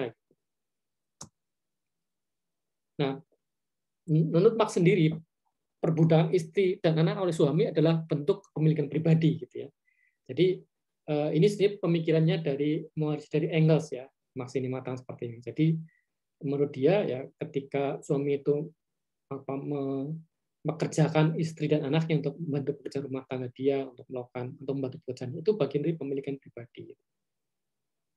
Karena istri dan anak dianggap sebagai milik pribadi oleh suami sehingga bisa disuruh ngapain gitu. Nah, kadang-kadang ada benarnya juga, kadang-kadang ya mungkin memang perlu survei wawancara mengapa misalnya ada suami yang suka nyuruh-nyuruh anaknya, ya jangan-jangan karena tadi menyuruh istrinya melakukan ini itu ya kan, jangan karena itu milik pribadi jadi bisa disuruh-suruh, jangan-jangan ya. Ya mungkin ini ya perlu ini aja perlu intermezzo ya, jadi mungkin perlu survei lebih lanjut atau wawancara lebih mendalam kepada yang suka melakukan hal itu. Nah, karena menurut Engels, perkawinan dasar oleh ide kepemilikan pribadi. Jadi yang jadi sumber masalah sebenarnya bukan patriarki, bukan laki-lakinya yang jadi sumber masalah, tapi ide kepemilikan pribadi itu yang jadi masalah. Menurut Engels, begitu orang punya milik pribadi, maka dia bisa mengkomodifikasi apa yang jadi milik dia. Engels mengatakan seperti itu. Jadi menurut Engels, kalau orang ingin meruntuhkan kapitalisme, hilangkanlah ide kepemilikan pribadi. Kembalikan pada ide kepemilikan komunal itu. Tanah milik bersama, kemudian sarana mengolah tanah milik bersama, modal milik bersama, tidak boleh dikuasai oleh perusahaan, oleh orang per orang dan seterusnya. Nah, kritiknya ya, Marxis tidak mau bicara patriarki. Tidak peduli urusan personal, yang penting urusannya struktural, yang penting urusannya menghancurkan kapitalisme. Nggak peduli urusan rumah tangga, relasi yang timpang laki-laki dan perempuan berdasarkan patriarki itu tidak peduli Marxisme itu. Itu kritik terhadap feminisme Marxis. Ini feminisme sosialis. Nah, ini ngomong-ngomong sampai jam berapa ya? Kuliah berikutnya sampai jam berapa? Nanti 10:30, Pak. Oh, 10:30. Oke, masih cukup. Yang berikutnya 10:30. Ya, oke. Ya, terima kasih. Nah, feminisme sosialis itu menggabungkan feminisme radikal dan feminisme Marxis. Di persoalan penindasan adalah persoalan kelas dan juga persoalan patriarki. Jadi bukannya persoalan kelas. Jadi kalau Marx mengatakan Marxisme, feminisme Marxis mengatakan penindasan adalah persoalan kelas. Kalau feminis radikal itu adalah persoalan patriarki. Nah, menurut feminis sosialis itu dua-duanya persoalan penindasan itu yang menimpa kaum perempuan. Makanya solusi yang mereka tawarkan adalah mengakhiri semua bentuk eksploitasi dan membangun masyarakat yang tidak patriarkis. Jadi itu tuntutannya, semua jenis eksploitasi, baik itu dasarnya kelas maupun dasarnya adalah patriarki, itu harus diakhiri menurut feminisme sosialis. Nah, makanya yang muncul gerakan-gerakan perempuan yang semacam ini. Mereka kadang-kadang mengambil idiom dari gerakan anti kapitalis ya, misalnya Occupy ya. Dulu kan ada gerakan Occupy Wall Street, itu gerakan anti kapitalis global. Yang jadi Wall Street itu kan nama tempat ya, nama jalan, nama satu jalan di Amerika. Yang di jalan itu bukan di Washington DC ya. Di Washington DC ada namanya Jalan Wall Street. Meskipun hanya itu satu jalan, tapi di jalan itulah ada lembaga-lembaga yang menguasai dunia. Ada bursa saham Amerika di Wall Street. Kemudian ada di situ yang berkantor juga di Wall Street itu Kementerian Keuangan Amerika. Yang juga berkantor di Wall Street adalah Bank Dunia. Yang juga ada di sana adalah IMF. Lembaga-lembaga ekonomi global pusatnya di situ semua. Sehingga perlu occupy, duduki Wall Street itu diambil alih oleh kaum proletar. Nah, ini gerakan feminis sosialis juga mengatakan sama, bukan istilah occupy, tapi occupy patriarki. Dudukilah, rebutlah patriarki. Istilahnya bukan rebut, tapi berarti bubarkan patriarki. Bubarkan patriarki, bubarkan juga kapitalisme. Gitu. Ini perjuangan oleh kaum perempuan di situ ya. Termasuk mereka di sini memperjuangkan hak-hak kesejahteraan. Ini juga bagian dari feminisme sosialis. Karena menurut mereka perempuan itu mengalami ketidakadilan bukan hanya karena kelasnya, bukan karena dia itu dari kelas proletar, tapi karena dia juga perempuan. Ini feminisme sosialis. Nah, tetap ada kritik terhadap feminisme sosialis. Itu melupakan lembaga-lembaga penyebab munculnya patriarki. Sosialis seperti itu. Jadi dia tidak membahas mengapa terjadi patriarki, mengapa ada stereotip antara laki-laki dan perempuan, mengapa muncul asumsi-asumsi negatif tentang perempuan. Itu tidak di situ. Mereka concernnya tidak di situ. Padahal ini juga penting itu. Mereka tidak concern terhadap mengapa muncul pelecehan seksual. Mereka tidak concern di situ. Mereka concern terhadap urusan seperti itu, tapi bukan pada lembaga penyebabnya. Jadi yang mereka perhatikan hanya permukaannya, tidak pada apa yang menyebabkan patriarki. Dan menurut feminisme sosialis itu tidak terlalu penting. Yang penting menghilangkan masyarakat yang tidak patriarkis, tapi lembaga-lembaga apa yang menyebabkan munculnya patriarki itu tidak diperhatikan oleh feminisme sosialis. Nah, kemudian yang terakhir adalah feminisme pasca kolonial yang saya bahas ya, saya tulis di satu bab di buku ini, Gender dalam berbagai kajian ya, saya lupa namanya persisnya, tapi itu bab 2 ya, saya menulis tentang feminisme pasca kolonial. Nanti silakan dibaca. Nah, penekanan pada feminisme pasca kolonial adalah penindasan oleh negara-negara maju terhadap negara-negara yang berkembang. Karena negara-negara maju itu biasanya pernah menjadi negara-negara kolonial. Nah, meskipun kolonialisme telah berakhir, bukan berarti betul-betul sudah setara antara negara maju dan negara berkembang. Ternyata dampak-dampak kolonialisme masih sampai pada situasi sekarang. Jadi istilah pasca kolonialisme bukan berarti selesailah kolonialisme. Pasca kolonialisme juga justru mengatakan sebaliknya. Kolonialitas berakhir, tapi kolonialisme tidak berakhir. Negara berkembang sudah merdeka, tapi secara ekonomi, secara politik, bahkan budaya dan ideologi masih mengalami dalam tanda kutip penjajahan. Itu pasca kolonialisme seperti itu. Nah, karena itu maka adanya situasi yang tidak adil antara negara maju dan negara berkembang, itu munculkan hal-hal atau isu-isu yang merugikan perempuan, misalnya pembagian kerja secara seksual. Mengapa di negara berkembang itu muncul pembagian kerja secara seksual? Karena relasi tidak yang timpang ini, ya, misalnya laki-laki mendapatkan pekerjaan ini, mendapatkan pekerjaan yang baik, pekerjaan yang mendatangkan lebih banyak uang karena lebih efisien daripada laki-laki, daripada perempuan. Karena kalau perempuan kan karena perempuan kan mengalami kehamilan, mengalami melahirkan. Nah, kalau perusahaan itu lebih banyak menyewa atau mempekerjakan buruh perempuan daripada buruh laki-laki, dia akan cenderungnya lebih rugi. Dan tadi, hitung-hitungannya rugi karena dia tetap harus membayarkan gaji buruh perempuan meskipun dia sedang tidak aktif, itu sedang hamil dan melahirkan. Nah, agenda perusahaan seperti ini ya, yang lebih mendorong bekerjanya buruh laki-laki daripada perempuan itu terjadi pada tingkatan global. Justru yang mendorong itu adalah perusahaan-perusahaan transnasional, perusahaan-perusahaan didukungkan oleh globalisasi yang itu melanggengkan hubungan-hubungan yang sifatnya neokolonial, hingga ini dipaksakan sehingga kemudian yang kita lihat sekarang ya dampaknya ke ini kan, ke munculnya Omnibus Law Cipta Kerja. Ya. Kalau kita cermati itu ada bagian yang menyebutkan sekarang tidak lagi wajib perusahaan itu tetap memberikan gaji kepada buruh yang sedang tidak aktif. Ada itu klausulnya di Undang-Undang Omnibus Law. Karena mengapa muncul Omnibus Law itu? Karena tadi tekanan global itu. Ini salah satu contoh sumber penindasan terhadap perempuan. Kebijakan kerja secara seksual karena tadi alasannya karena ketimpangan negara maju dan negara berkembang. Dan kebijakan reproduksi ya. Kebijakan reproduksi artinya di sini seharusnya yang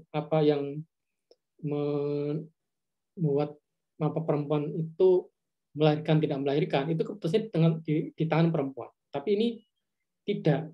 Ini kebanyakan laki-laki. Dan itu karena situasi kolonial juga, karena ini situasi kolonial yang kemudian menyebabkan sehingga kemudian laki-laki di negara-negara berkembang itu yang harus mengambil putusan gitu ya.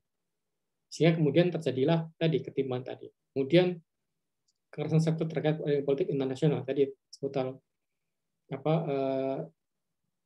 gaji buruh perempuan ketika dia itu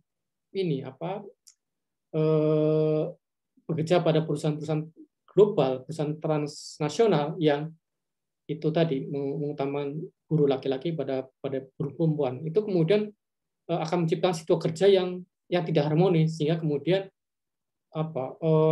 kekerasan seksual menjadi mudah muncul gitu. Apalagi kemudian misalnya ditiadakan ruang khusus buruh perempuan yang misalkan dari buruh laki-laki. Ini mendorong kekerasan seksual.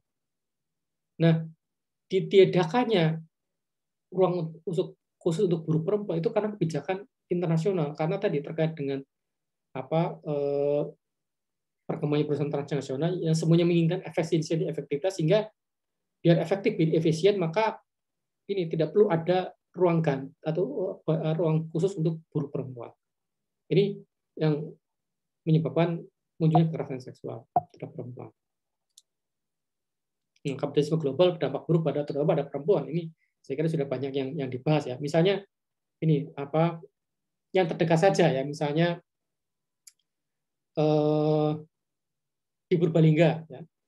Di Purbalingga memang kesannya hadirnya ini pabrik bulu mata yang kebanyakan dari Korea Selatan. Ini kan dampak dari kapitalisme global ya.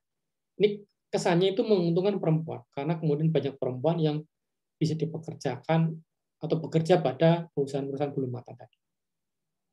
Tapi dampaknya tetap buruk karena ini buruh perempuan tidak dilindungi oleh mereka gitu.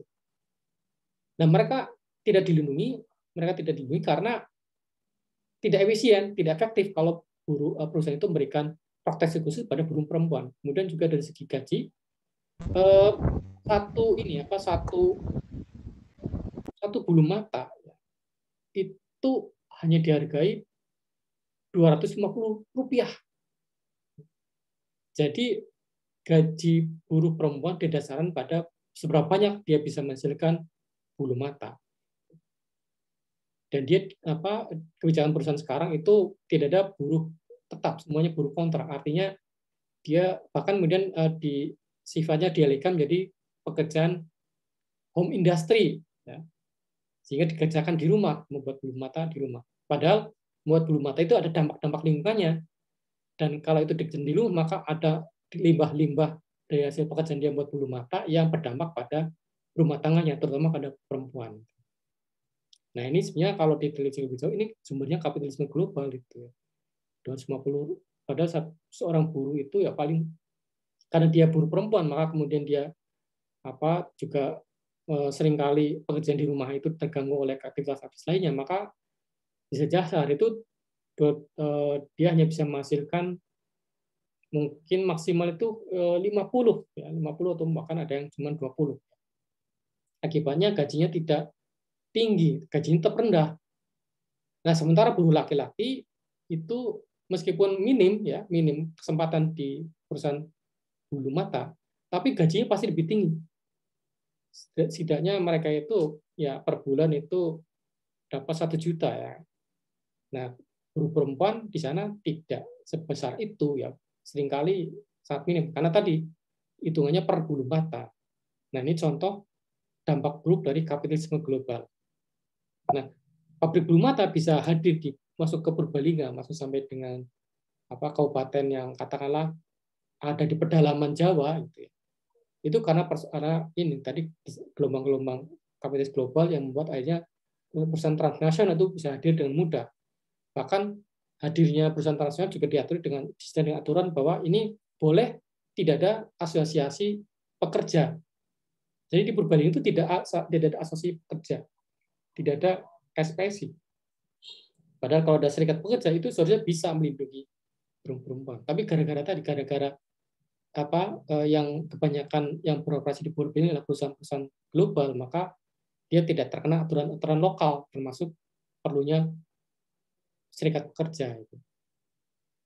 Nah, kemudian hal lain yang disampaikan oleh feminisme pasca kolonial adalah kritik terhadap feminisme liberal dan juga feminisme radikal dan feminisme sosialis maupun Marxis. Jadi masalah yang dihadapi oleh perempuan itu berbeda-beda berdasarkan kebudayaannya dan etnisitasnya.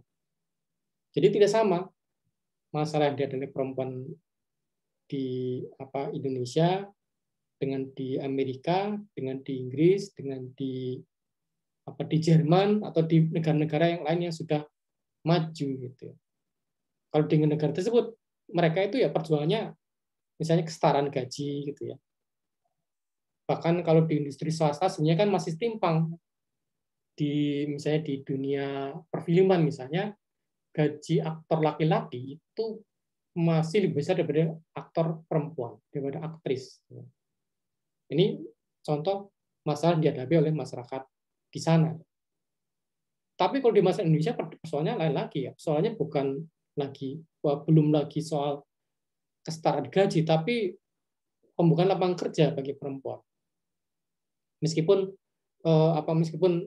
tadi banyak semakin lama semakin banyak yang terbuka bagi perempuan. Nah, perempuan itu lulus dengan cum laude banyakan, tapi kalau mereka masuk kerja, maka sampai sekarang itu survei kerja itu survei first time work ya, artinya lulusan yang kerja di bawah 3 bulan itu yang paling cepat mendapatkan itu laki-laki biasanya. Jadi ini masih ada ketimaan di situ dalam akses tadi. Jadi problemnya itu misalnya kemudian problem yang dihadapi juga misalnya masih adanya ketidaksetaraan dalam mengurus rumah tangga. Kalau perempuan di negara-negara Eropa sudah tidak lagi dibebani urus juga keluarga, ya. Sudah tidak lagi, sudah jarang orang di Eropa, Amerika itu mengata-ngatai kepada perempuan yang berkarir, kamu jangan egois ya, jangan hanya mengurusi karir, juga suamimu, juga anakmu. Itu sudah jarang. Tapi kalau di Indonesia masih banyak seperti itu. Jadi ini berbeda permasalahannya ada oleh perempuan di banyak negara. Nah, kritik diajukan oleh feminis pasca kolonial adalah pada feminisme Barat. Feminisme Barat itu yang melingkupi tadi dari liberal, Marxis, sosialis, radikal, yang memproduksi perempuan dunia ketiga sebagai objek pengetahuan. Nah ini karena tadi feminisme pasca kolonial kan ya yang kalau dalam tulisan saya di bab tersebut itu menunjukkan bahwa satu landasannya adalah pemikirannya Foucault tentang subjek objek pengetahuan sebagai kekuasaan. Jadi para intelektual Barat, intelektual perempuan Barat, feminis intelektual Barat itu dia itu mengobjektifikasi perempuan di negara-negara yang kurang maju. Mereka menganggap wah ini perempuan di sana kurang berdaya, kurang mandiri, sehingga perlu diberdayakan, perlu dimandirikan. Sehingga rekomendasi dihasilkan oleh para feminis Barat itu kadang-kadang yang tidak sesuai dengan situasi di negara-negara berkembang. Misalnya tadi feminis radikal yang salah satu solusi usulannya adalah meniadakan atau membuat lembaga pernikahan tidak wajib. Ini kan bukan solusi yang tepat untuk masalah di dunia timur, di negara-negara Asia dan ya Asia ya. Karena di negara-negara Asia itu pernikahan itu masih wajib. Gitu. Jadi ya seperti hukum wajib ya, meskipun sekarang saya katakan banyak perempuan yang sekarang itu ya mulai orientasinya mulai tidak terlalu mementingkan pernikahan gitu. Tetapi secara sosial budaya itu masih ada, sehingga solusi menghapuskan lembaga pernikahan dari daftar kewajiban itu solusi yang tidak sesuai dengan apa yang berkembang di masyarakat Indonesia. Kemudian juga seputar perempuan harus didorong untuk tidak lagi mewajibkan hubungan heteroseksual. Itu juga masih susah ya, karena kalau di masyarakat Indonesia ya masih menganggap bahwa hubungan yang dapat terima adalah hubungan yang secara heteroseksual. Ya. Hubungan secara homoseksual itu masih belum bisa diterima. Meskipun secara feminis kita harus mengakui ini hak perempuan, ya. Dia itu dengan siapa, tetapi itu bukan menjadi agenda gerakan perempuan secara menyeluruh. Bahwasanya hak-hak kaum LGBTQ itu perlu diakui, perlu dihargai, tapi belum dianggap sebagai perlu untuk diperjuangkan secara massal. Kalau di Eropa, Amerika itu sudah diperjuangkan secara massal, ya, hak-hak kaum LGBTQ sudah diperjuangkan secara massal dan relatif sudah berhasil. Tapi kalau Indonesia yang perjuangan gerakan itu ya masih belum sesuai dengan tradisi itu. Makanya menurut saya secara pribadi ya tidak mempersalahkan hubungan yang sifatnya tadi LGBTQ, tapi tidak menjadikan ini sebagai hal yang perlu diperjuangkan secara massal. Mungkin cukup secara pribadi saja itu ya, dibela, diakui harganya, tetapi kalau itu menjadi agenda gerakan perempuan itu kelihatannya belum sesuai dengan situasi kondisi budaya di masyarakat Indonesia contohnya. Jadi itu contoh dari bagaimana kritik dari feminisme pasca kolonial terhadap feminisme Barat yang menganggap itu solusinya solusi yang diterapkan di semua masyarakat yang berbeda-beda secara etnis, secara ras, secara kesukuan dan seterusnya. Nah, karena itu ketertindasan perempuan tidak lepas dari isu-isu etnisitas, rasialisme, agama, pendidikan, kesehatan dan lain-lain. Kalau di masyarakat Amerika ya, isu yang terkait dengan feminis itu terkait dengan isu-isu tentang rasialis ya. Jadi ketika seorang perempuan kulit hitam itu mengalami masalah dengan penegak hukum, itu pasti bukannya karena dia perempuan, tapi karena kulit hitamnya. Karena persoalan rasialisme yang masih mengakar di Amerika. Tapi ini juga bukan persoalan tunggal ya dari perempuan. Artinya ini relatif ya. Rasialisme itu relatif. Artinya mungkin di Amerika atau mungkin di beberapa negara Eropa mungkin masih mirip masalah. Tapi Indonesia kan saya kira relatif tidak mengalami masalah rasialisme. Relatif ya saya katakan. Karena sebenarnya kita juga bisa mengatakan jangan-jangan sebenarnya kita bersikap rasialis terhadap misalnya perempuan dari Papua misalnya. Kan seringkali kita karena tidak sadar ya, mungkin ada dari kita wah perempuan dari Papua itu tidak menarik ya, tidak menarik, kemudian bodoh, primitif dan seterusnya. Nah, ini persoalan rasialis sebetulnya. Sebenarnya kita punya pemikiran seperti jangan ini karena kadang-kadang pemikiran rasialis itu kadang-kadang yang tersembunyi gitu ya. Nah, kemudian dari isu agama, karena itu tidak heran kalau gerakan perempuan di negara berkembang juga memasukkan isu agama. Gerakan perempuan di negara berkembang juga menggandeng kelompok-kelompok agama gitu. Makanya di Indonesia, gerakan perempuan Indonesia juga menggandeng kelompok-kelompok dari pesantren, dari gereja, dan seterusnya yang peduli terhadap isu perempuan. Nah, kemudian terlibat dari isu pendidikan, kesehatan, dan lain-lain. Makanya perempuan secara umum itu tidak bisa disetarakan ya, karena persoalan perbedaan masalahnya banyak sekali antara kebudayaan, antar etnis, antar suku, antar ras, dan seterusnya. Jadi yang diperjuangkan oleh feminisme pasca kolonial ya agendanya adalah mengangkat pengetahuan dan pengalaman lokal sebagai landasan perlawanan. Dan sangat memperhatikan suara-suara Islam ini tidak terdengar. Ya. Jadi mereka memperhatikan misalnya suara perempuan dari Karibia.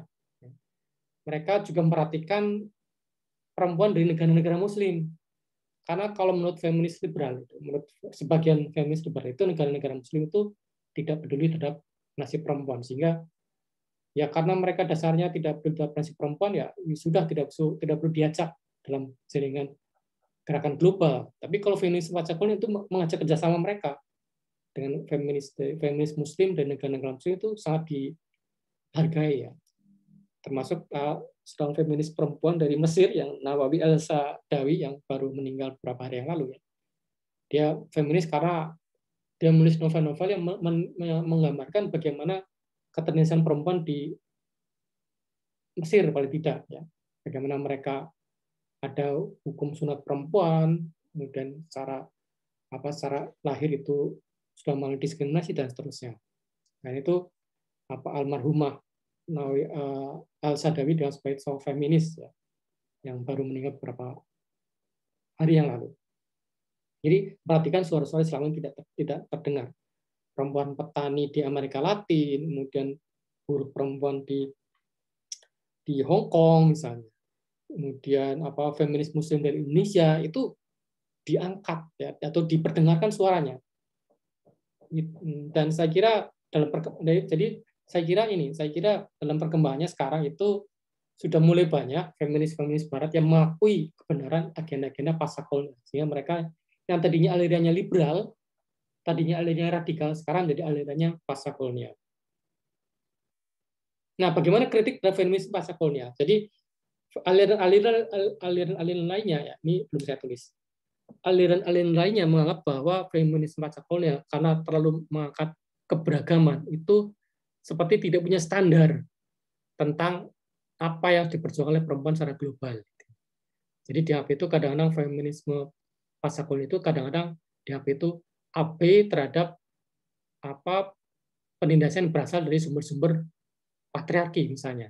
Jadi di HP itu feminisme pasca kolonial tidak peduli terhadap lembaga-lembaga yang menyebabkan patriarki.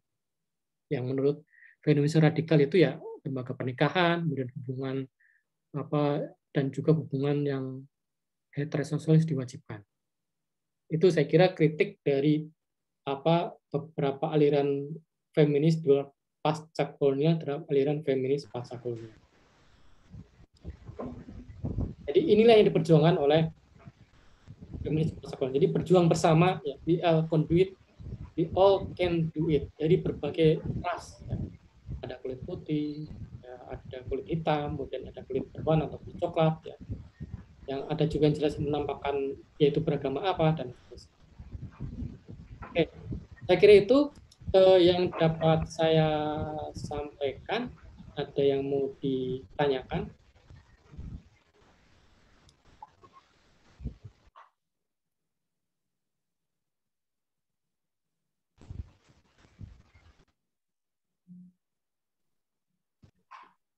Cukup. Mungkin Mbak Susi itu Pak mau menanyakan. Oh iya, silakan Mas Susi. Jangan ada yang mau ditanyakan.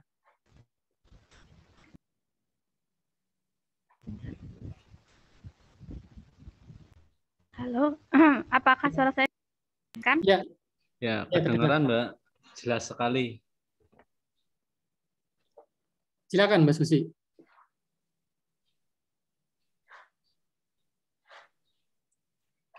Masih di mute kelihatannya.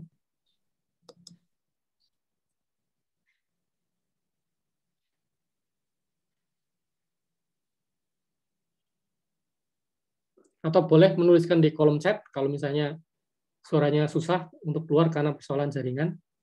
Silakan tuliskan di kolom chat.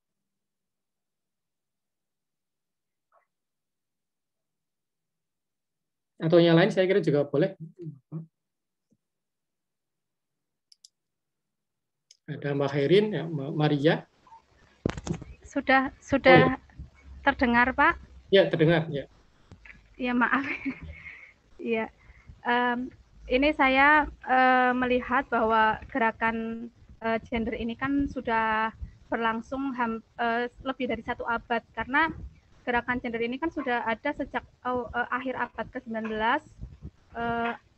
awal abad ke-20 itu sudah mulai marak itu gerakan ini, yang terlihat dari munculnya banyak kaum perempuan yang ikut berjuang dalam memperjuangkan kemerdekaan, seperti ada Cut Mutia, Nyi Ageng Serang, R.A. Kartini, dan lain-lain. Tapi yang saya lihat dari perempuan-perempuan yang ikut berjuang untuk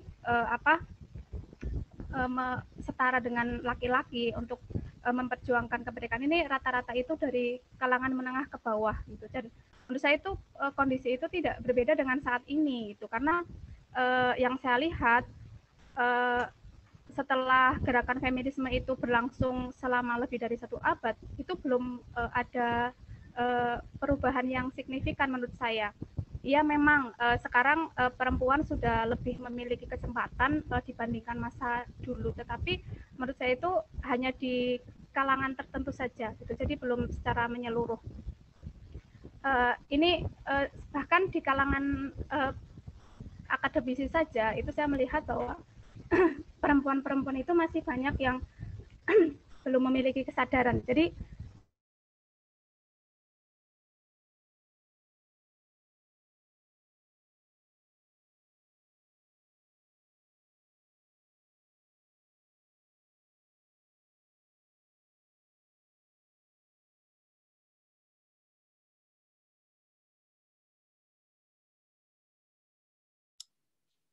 halo Mas Susi, suaranya hilang.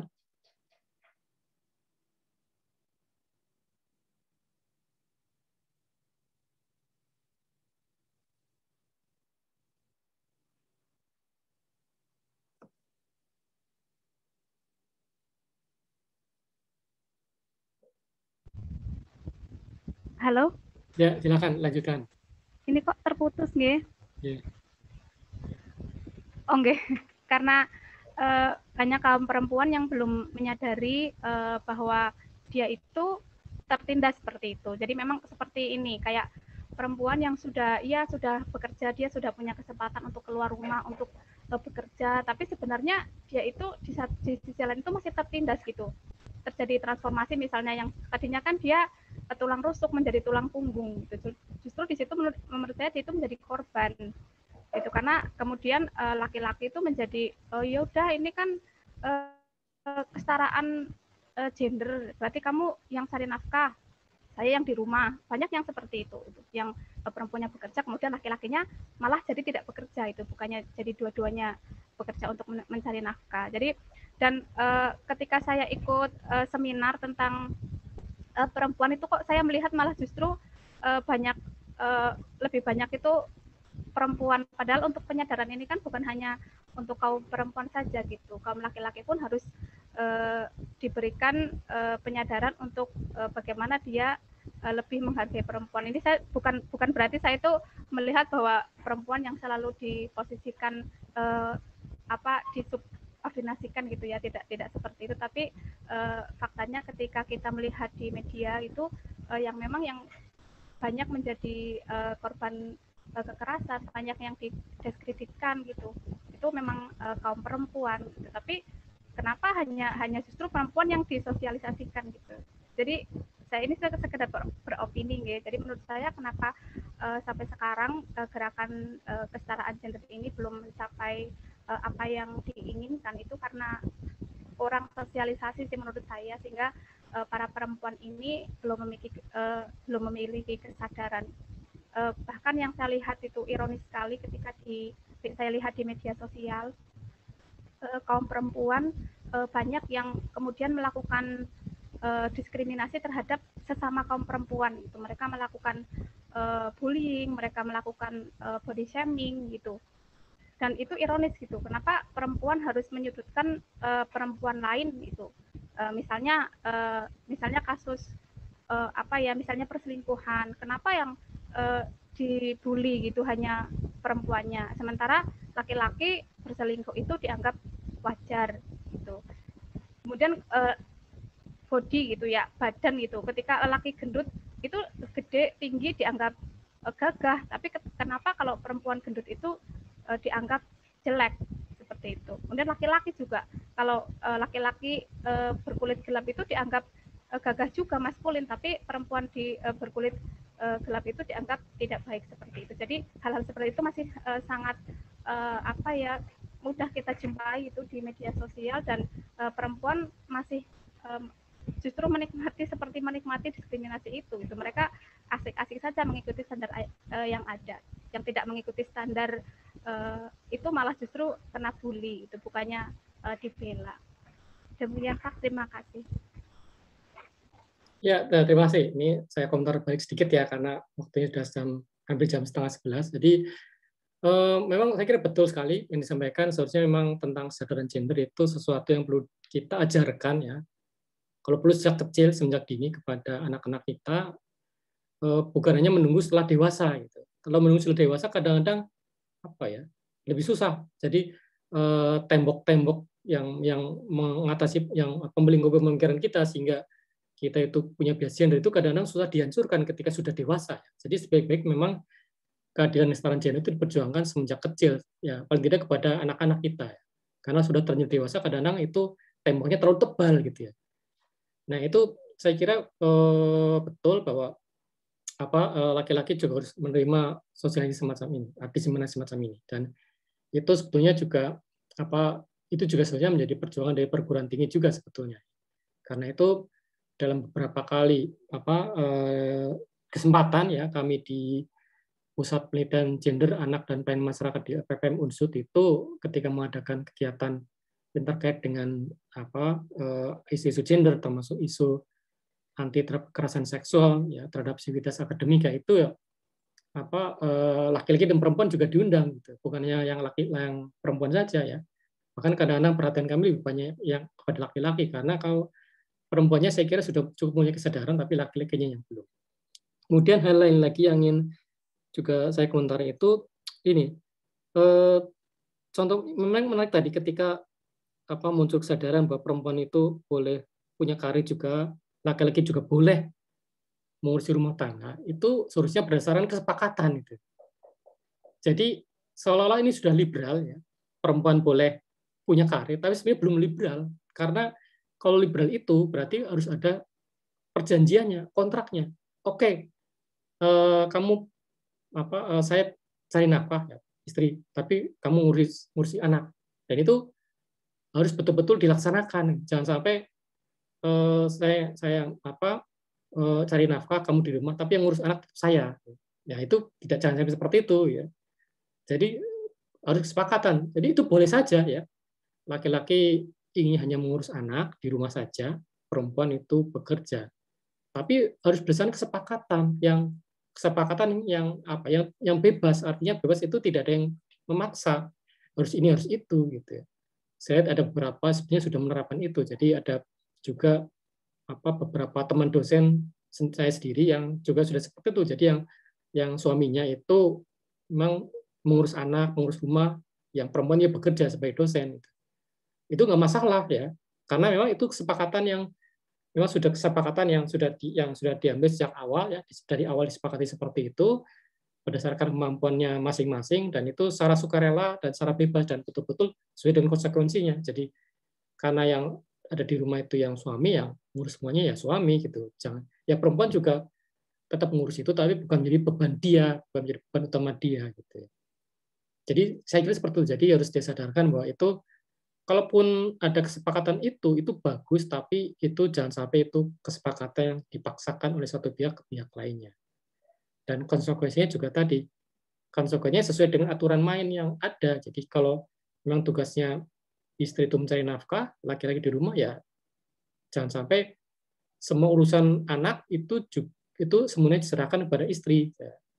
Suami justru yang paling banyak mengambil porsi, istri juga punya porsi. Ada mungkin persentase lah katakanlah. Mungkin kalau urusan mencari nafkah mungkin istri, tapi kalau urusan anak itu ya mungkin suami 70, istri 30 misalnya, atau apa persentasenya yang kira-kira menarik. Karena tidak baik juga kalau misalnya anak hanya diurus atau dibesarkan oleh satu pihak saja, suami saja atau istri saja, itu kurang lengkap anak itu. Sehingga perlu dua-duanya. Tetapi kalau melihat bebannya, maka memang perlu mungkin ya entah itu 50-50 atau 60-40, jangan sampai hanya ditimpakan pada salah satu pihak saja.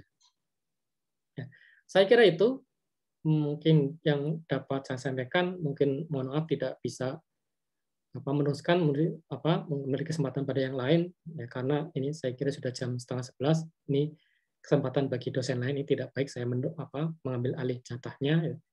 Saya kira demikian. Sekali lagi terima kasih. Ya, kemudian juga saya katakan lagi, untuk bisa menandakan kehadiran itu silakan membuka salah satu artikel atau buku yang ada dalam referensi, kemudian setelah itu baru bisa masuk di menu ke daerah untuk menyatakan hadir di LDIRU. Ya. Saya kira begitu. Sekali lagi terima kasih. Mohon maaf ada yang salah. Selamat siang dan selamat melanjutkan aktivitas. Ya. Selamat kembali belajar. Terima kasih. Terima kasih, Pak. Terima kasih, Pak. Terima kasih.